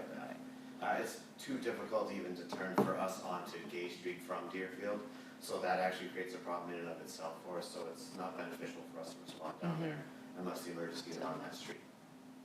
Great, thank you. Sorry. Thank you. Thank you, Susan. Okay, and quick question, thank you. The report was obviously well done, and communication has been excellent. Can you talk a little bit about what the parking situation is going to be? You talked about the fields taking a piece of what's currently parking. What's the net loss of parking spaces currently? There is a lot of concern with the abutters that they're just going to end up being where all the parking ends up for those fields. And it's obviously not going to be here at the library. There's barely enough parking at the library. Thank you. Yeah, so in the current concept, it's 32 spots. And when, as Kathy's questions earlier alluded to, it was kind of vague of other available parking. One of the things that this site and this proposal starts to unlock is it's a real, in my view, a real down payment towards a proper unified municipal campus, right? From the library, north on High Street, it's contiguous with the Deerfield site. The existing Deerfield building is proposed to stay. The police station is right there, so you have police and fire right next to each other. The American Legion is town-owned, and there is parking there. And so some of this will be the town, if we have town hall, police, Legion, fire, Deerfield, Westwood, working with those departments, including the library, who we are in talks with as far as is there a shared parking solution, to try to make sure that we are utilizing parking that perhaps is underutilized nearby. The existing concept, based on initial community feedback, really, I think, leaned in hard to field space. Is that fair? So depending on where that lands, right? So when you look at the concept and you have those two fields, and I think as George referenced, and we've heard from many citizens pretty quickly out of the gate, I think the initial concern when we were at a very high level was we will lose the fields entirely. And so KBA was told rather bluntly, you are not allowed to lose the fields. And so they came in with the fields but made them regulation size. And we've heard from some folks saying, well, do we really need two? I'll be the first to admit, I don't know. I'm not an expert in that. And so for purposes of project scope and budget and price estimating, we have a kind of base field package that looked to replicate and improve the existing programming. There are downsides to that, as Yeah, Kathy is. and I think the field thing is getting it right, but the problem is I don't think we're going to convince people to walk or bicycle, as much as that'd be lovely. That's fair, and so we have to go through the process of getting to that project scope and budget, but because we're doing so at schematic design and design development will still continue well into the summer next year, we're working with the recreation department, and as I mentioned, speaking with the library, to establish a process of, is that really the most appropriate and useful field layout? Would we be better off with T-ball fields. T-ball instead of fields regulation side or fields. maybe one regulation field in a multi-sport with more parking. So the door to addressing those is still open. I know that can feel unsatisfying because we don't have the final answer yet, but that's, I think, just representative of where we are in the design. But we are aware that that's a challenge. I think that the site has enough space, and with it being contiguous with so many municipal departments, I think we're going to be able to come up with a good solution there. So quick follow-on with the parking. Is there any safety concerns in the fact that there's doors on both sides? So if you have kind of recreation parking with kids, right, going to ball games, that, there's any risk of kind of, fire trucks going in and out, especially for emergency purposes or, Right. So, yeah, we wouldn't propose that the public parking be in that kind of zone where the apparatus would come out. That would only be staff parking. All public parking would be segregated from that area, including, Connor mentioned the Legion, So the American Legion is there. We proposed a new crosswalk east of where the fire department exit would be, so that folks could walk up the sidewalk, across the street to the east of where the fire trucks would be exiting the campus and heading south toward that exit to High Street. So that is very much in our thought process as we go through design. The other half of our business is in educational facilities, so that's kind of where we kind of mix. And our landscape team, who are in-house to us, does not only our fields, but all of our site layout, including our pedestrian access and parking. So those folks are all in-house. They work with the team daily to see if we can improve these things and come up with new and creative solutions to address these issues as they arise. And I'm pretty confident, based on the just area of that site, that we'll be able to come up with a solution that works for Westwood. Sure. Hey, just a couple other follow-up questions. So, okay, just say, fast forward, this potentially gets pushed through. Congratulations. I think, it's going to be hopefully, knock on wood, a great achievement for the town. How about the existing spot, right? So obviously now we're going to have kind of I don't want to call it a vacant lot, but ultimately a vacant lot. I know you touched on kind of, capital, like in a plan, right? We're talking with the middle school. Eventually something's going to have to go in there. So I don't know if it's very probably early in the process to kind of, throw out conjecture, but, I'm sure there's kind of like broad strokes of a plan. So I don't know if you could care to speak on it. Yeah, no, Ryan, it's a good question. We've talked a little bit about it, but not extensively, which is that obviously the positive side of a coin of going Deerfield is that you don't need temp ops because they stay at FS1. But then when they move, you have the vacated FS1. So based on the timeline we have of construction completing and moving in 2029, that would afford the town and the community a multi-year window and process where we could go through a few different layers of analysis of, they're not making any more land, right? So the threshold decision for the select board would be, do we hold on to this for potential renovation or reuse for a non-fire public purpose? That site has some major challenges. The soil has PFAS. That's going to keep getting remediated no matter what. We have to. But it could have an opportunity there. If, due to the challenges on site, it is deemed by the select board not to be in the public interest to keep holding on to that, we can go through a process we would have to go to town meeting. We'd have to come to this commission to recommend or to request authorization to put it out to a competitive bidding process where it could be sold to be redeveloped under the current zoning. That's a residential zone, and so it's not something that under zoning without a variance could turn into some huge unexpected commercial use, but we would be working closely with Nora Loughnane and Ellen Rawlings on the planning board if we were going to start going down that road. So it creates an opportunity either for a public reuse or other public purpose, and if that's not in the cards or not financially advantageous for us to hold on to that, we can't kind of pocket sell it. We would have to go through a very public process. Got it. Okay. And then two other quick questions. Timing with Thurston, right? So I know we're talking about the approval of the debt, I think in November, for the fire department. That's, I know it's quick, but I think hopefully the town can rally around it. Would the town then be expected to have another debt exclusion, right, for the annual town meeting, such that, there are going to be two very quick votes on, not debt exclusions, but approval of? No, that's a great question. So superintendent is still with me. This is great. I suppose you could say never, but we have no reason to expect that based on normal project cadence, and here's why. If we go for the debt exclusion for Fire Station 1, or not if, we are, that vote has been taken, we are doing it. It is November 3rd. The statement of interest was submitted to the MSBA this year by the school committee and the select board. The earliest we will learn if we are being invited into that process is December. Correct. We then need to go through feasibility and schematic before getting to a construction project. So you might even need to. Correct me if I'm wrong, I mean, Yeah, I mean, that's probably. you'll need to come up to the microphone. Sorry. Yeah, no, that's fine. Yes. Thanks, Tim.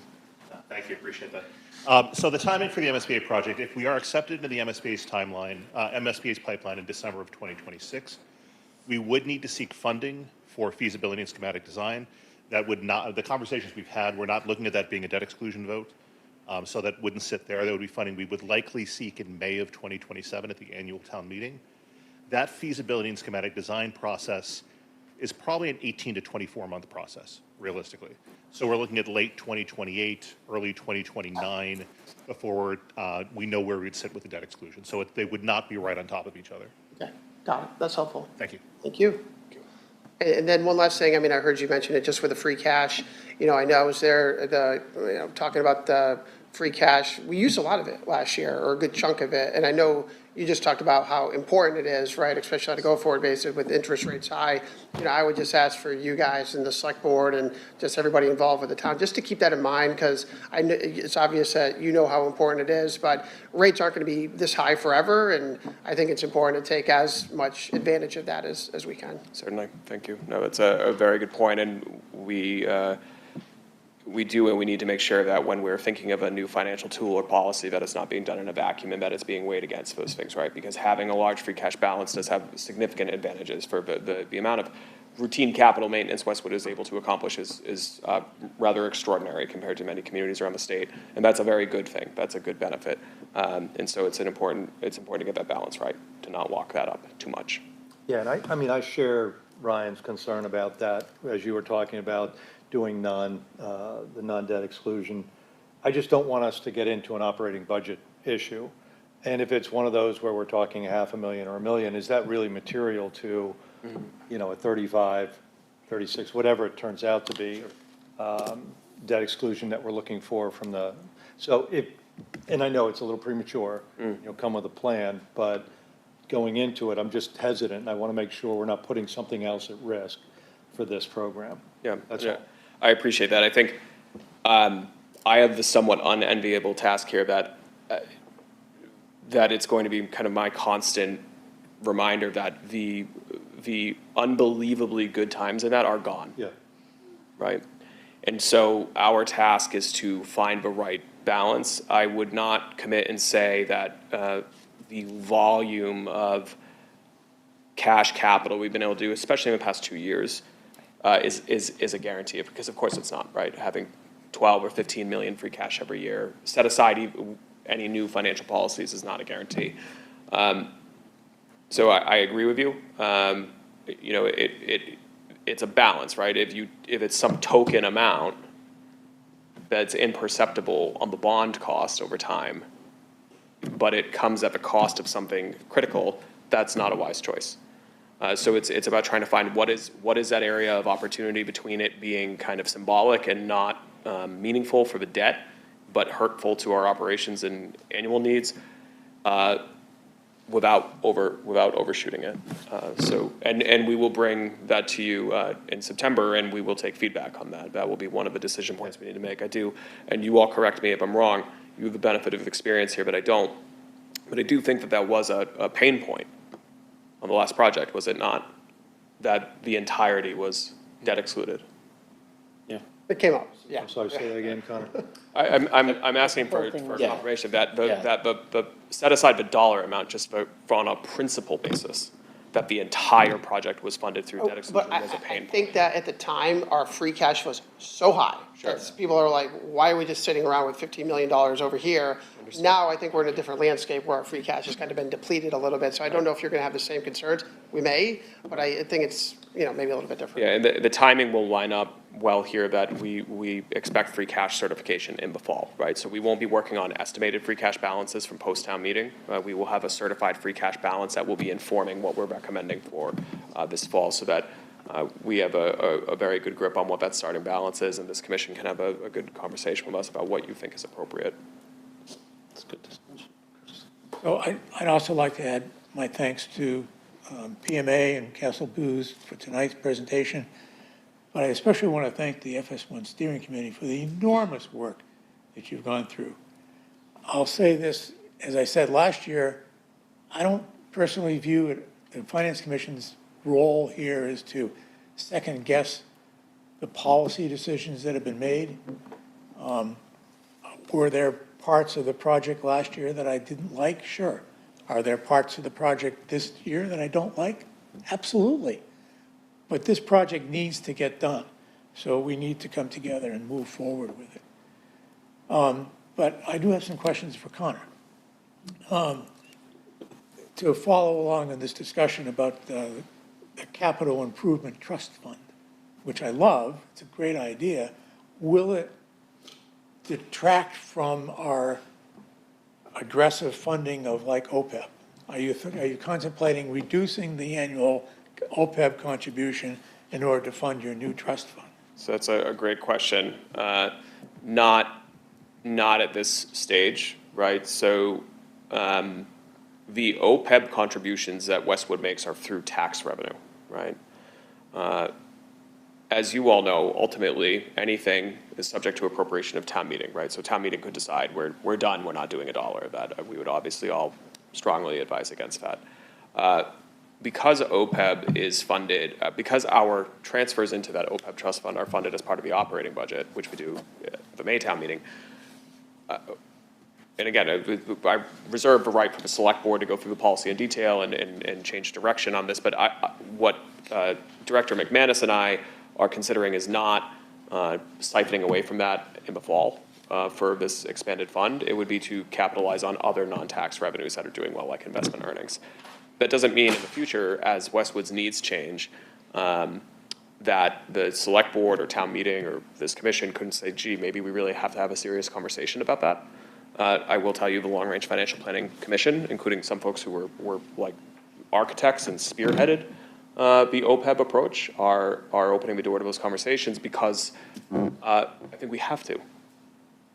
The cost of healthcare has gone up 10% a year, which is hurting our OPEB valuation in the long run, but it's hurting our operating budget today. It's hurting every operating budget of every business and house and local government in the country.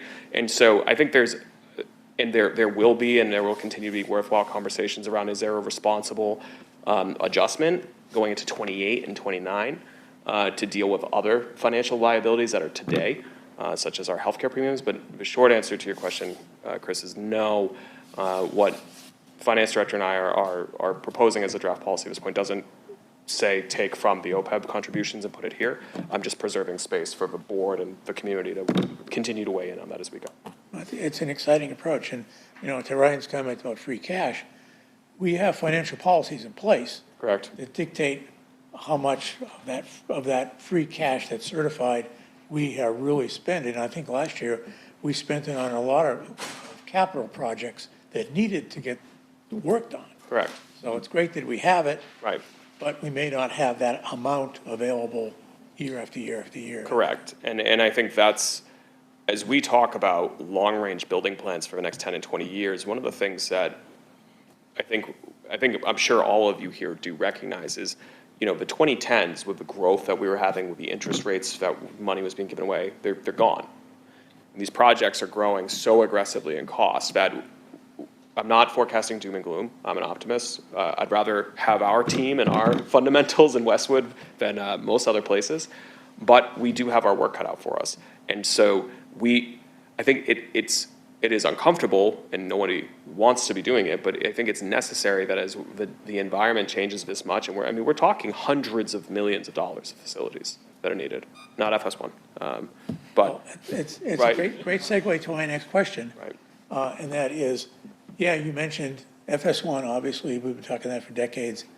And then you mentioned Thurston because the school committee has applied to the state for that project. But the elephant in the room here is Sheehan. Sheehan desperately needs to get something done to it. Sure, sir. Are we going to abandon it? And I don't expect the superintendent to answer my question tonight. Oh, I do.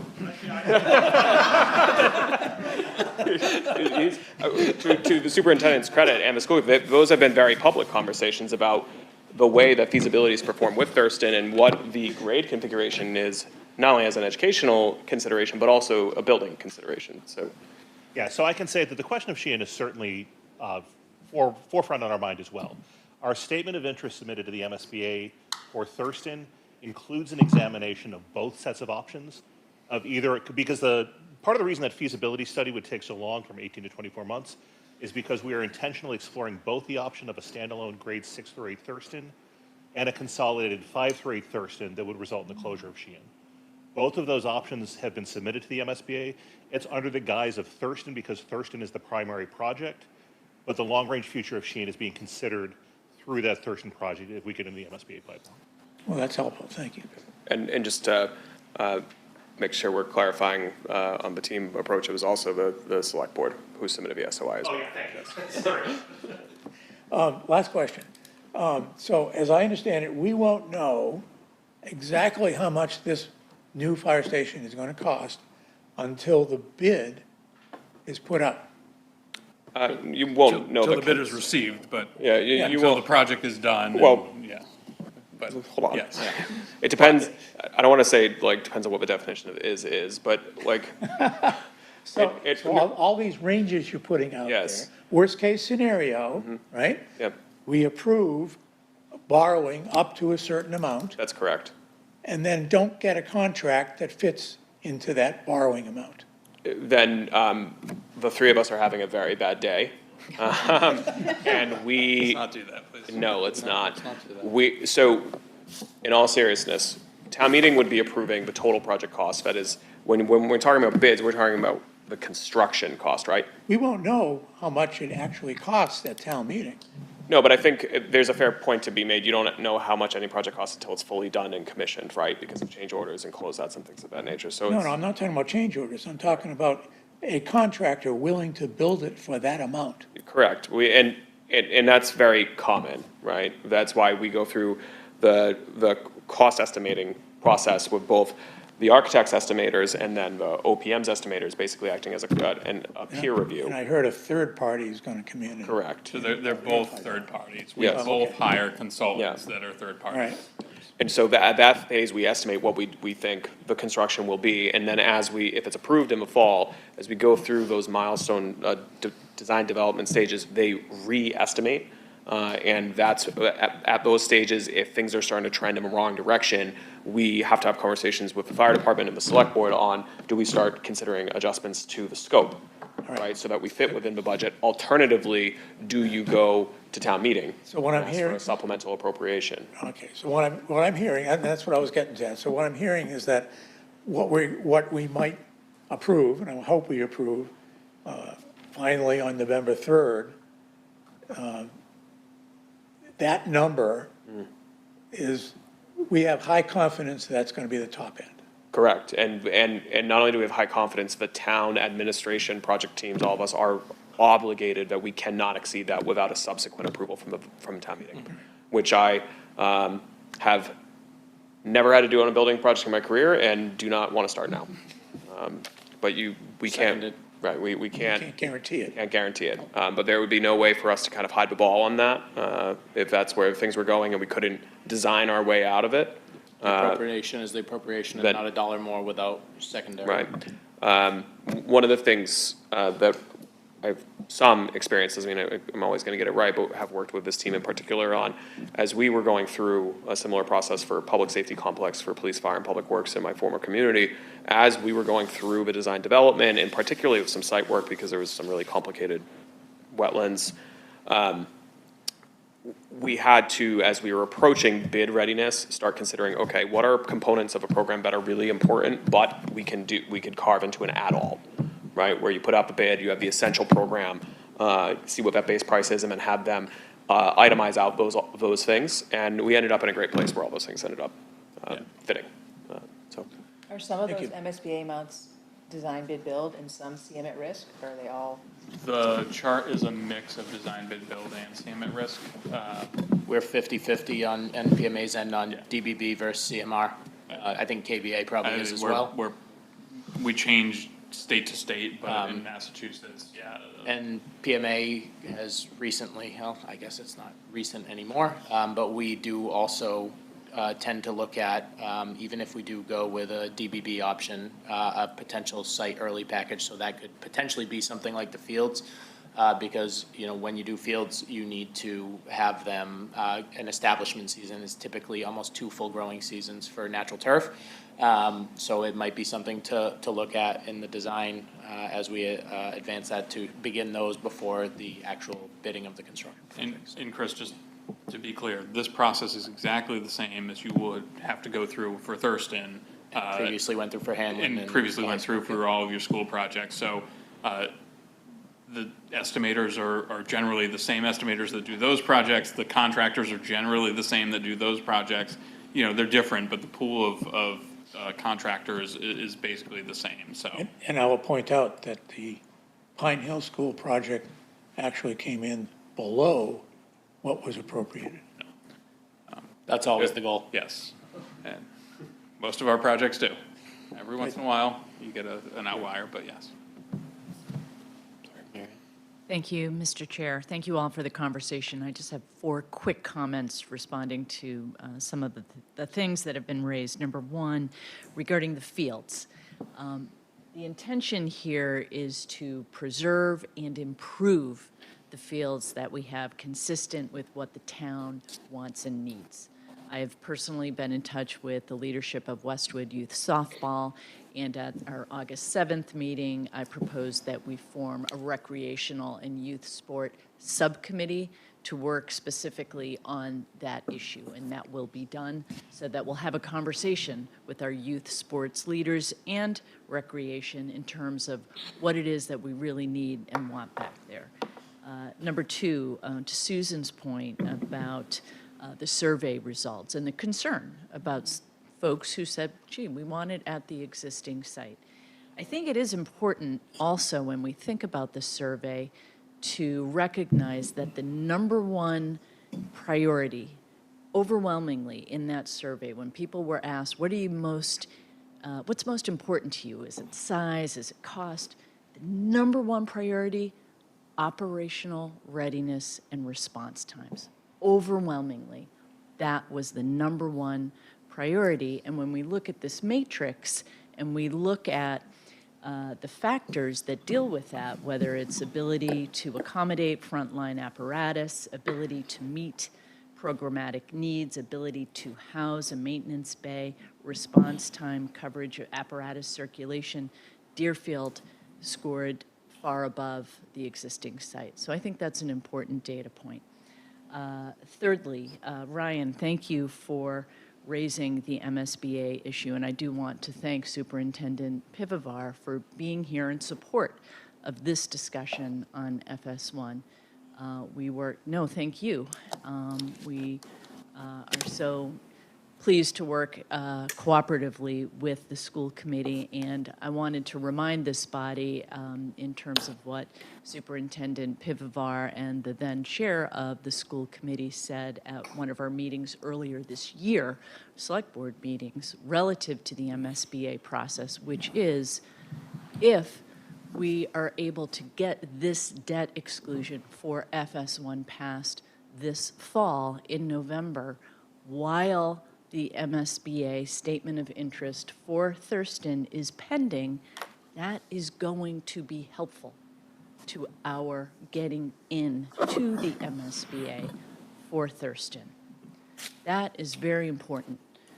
It is not an either or, it is a both and. Lastly, George, regarding your comment and others, Margaret, I think you alluded to the process this time around, and I really appreciate your recognizing that. And I know that many of you around this table have been involved in process on this project since 2023, since before we went out for a special town meeting in January of 2024 for funding for design. And I know that a lot of people have worked very, very hard on this project for a long time, and there have been some painful points, none more painful for the fire department, our firefighters, who actually have to live in that building. But I do think that the silver lining is that we have had the opportunity to really listen and reevaluate and to do this process better. And I think we now have a blueprint in our community and how we can do this well in the future. And that is better for our town and better for our democracy. So thank you all for being a part of that. And thanks to all the residents who have been a part of this process since last fall. Thank you. Thanks. Questions? Is there any other questions on this? Will we have for the October meeting, I know we did last year, the cost obviously is the largest component, but there is the rate servicing that debt. And I know last year, I think we were looking at like 4.75 was what we had estimated. I don't know if that's materially changed in the last year. Hopefully not. I mean, I know what 30-year bonds have done, so that's a little bit of a concern. But will we have the breakout once that cost becomes known on the 28th on what the average household would expect? Yes, we'll have a forecast, right, because we need to. Because of the sequencing of approvals, it's going to be a little bit more in the future. Because if you look at where we need to go, if it's approved in November, we're currently in fiscal 27. Even with ramping up design development, we're not going to need to be issuing heavy-duty bonds right away, right? So you're looking at fiscal 28, fiscal 29 for those bonds to come online. So there's going to be a certain amount of estimating, which we'll do both with our project team, with Director McManus, but also with Hilltop Securities to make sure that we are making as smart of assessments as we can on rates. Those are almost always conservative assessments that, especially a AAA rated community like West would end up beating. But yes, we'll explain as part of the final finance package, not just what the project cost is in today's dollars that's being appropriated, where that money would come from, whether it's going to be a borrowing authorization, free cash, something else. We will show and explain what are our assumptions on the debt model as far as what we're being told by our advisors in the market, and therefore that translates into the estimated tax impact. So, okay.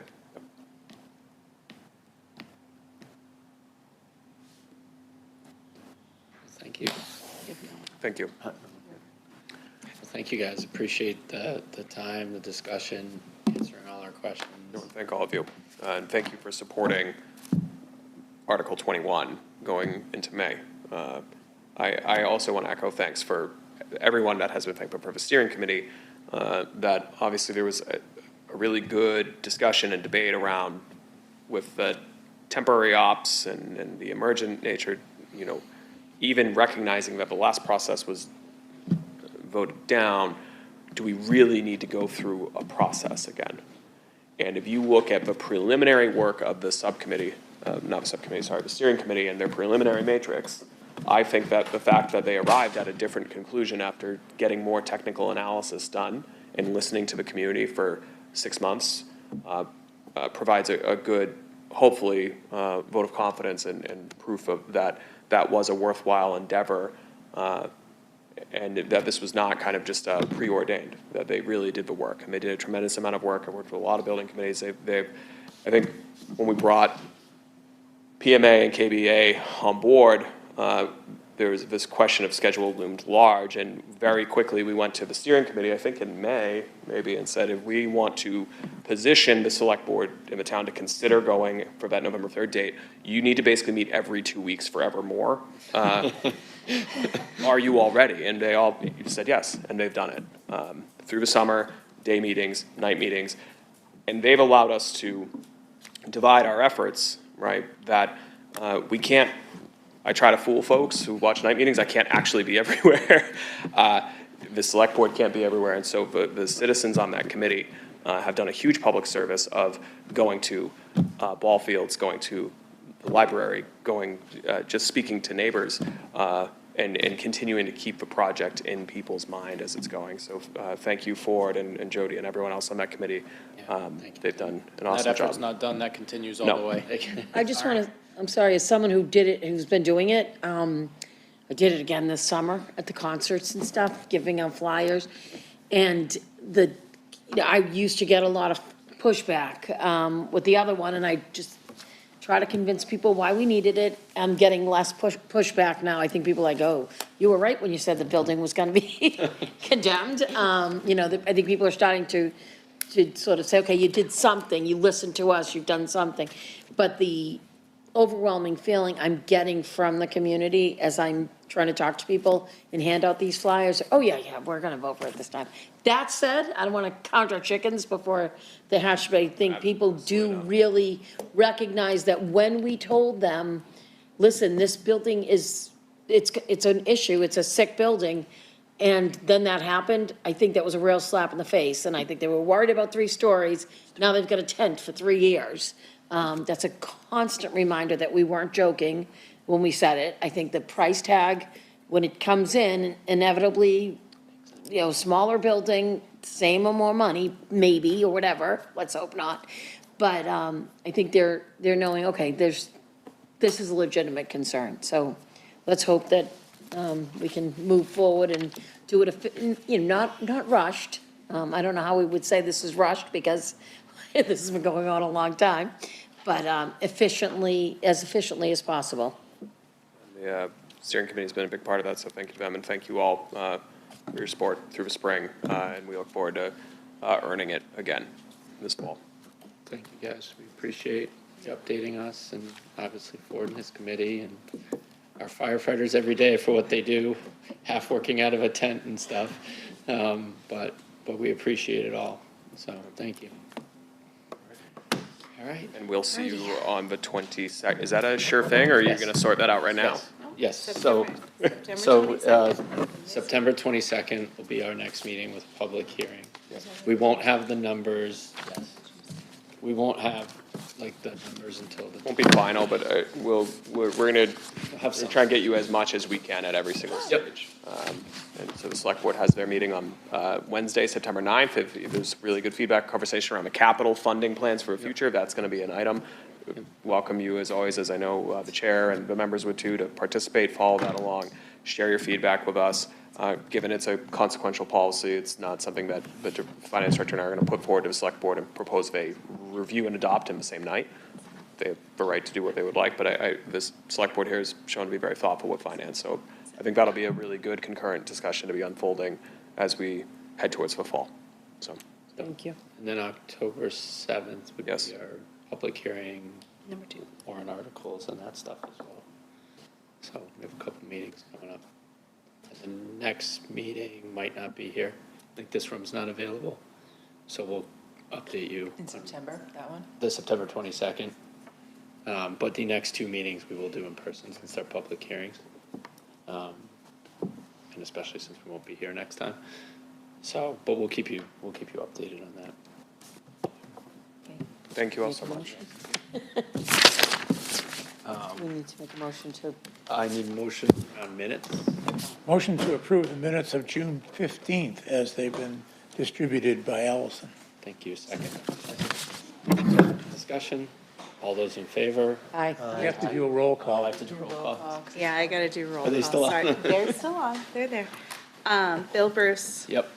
Angela Hughes, Yes. Chris Marks, Yes. Chris Pareda, Yes. George Laham, He stepped off. okay. Margaret Driscoll, Yes? Melinda Garfield, Yes. Paul Bamford, Yes. Paula McLaughlin. Yes, Ryan Sturma, Yes. Seth Frederickson, Yes. and Susan Flanagan Yes. Cahill. Thank you. Anyone have any other business? No? Motion to adjourn? Second. Do we have to do roll call again? No. All those in favor? aye. Aye. Aye. All right. See you on the 22nd. We'll update you on.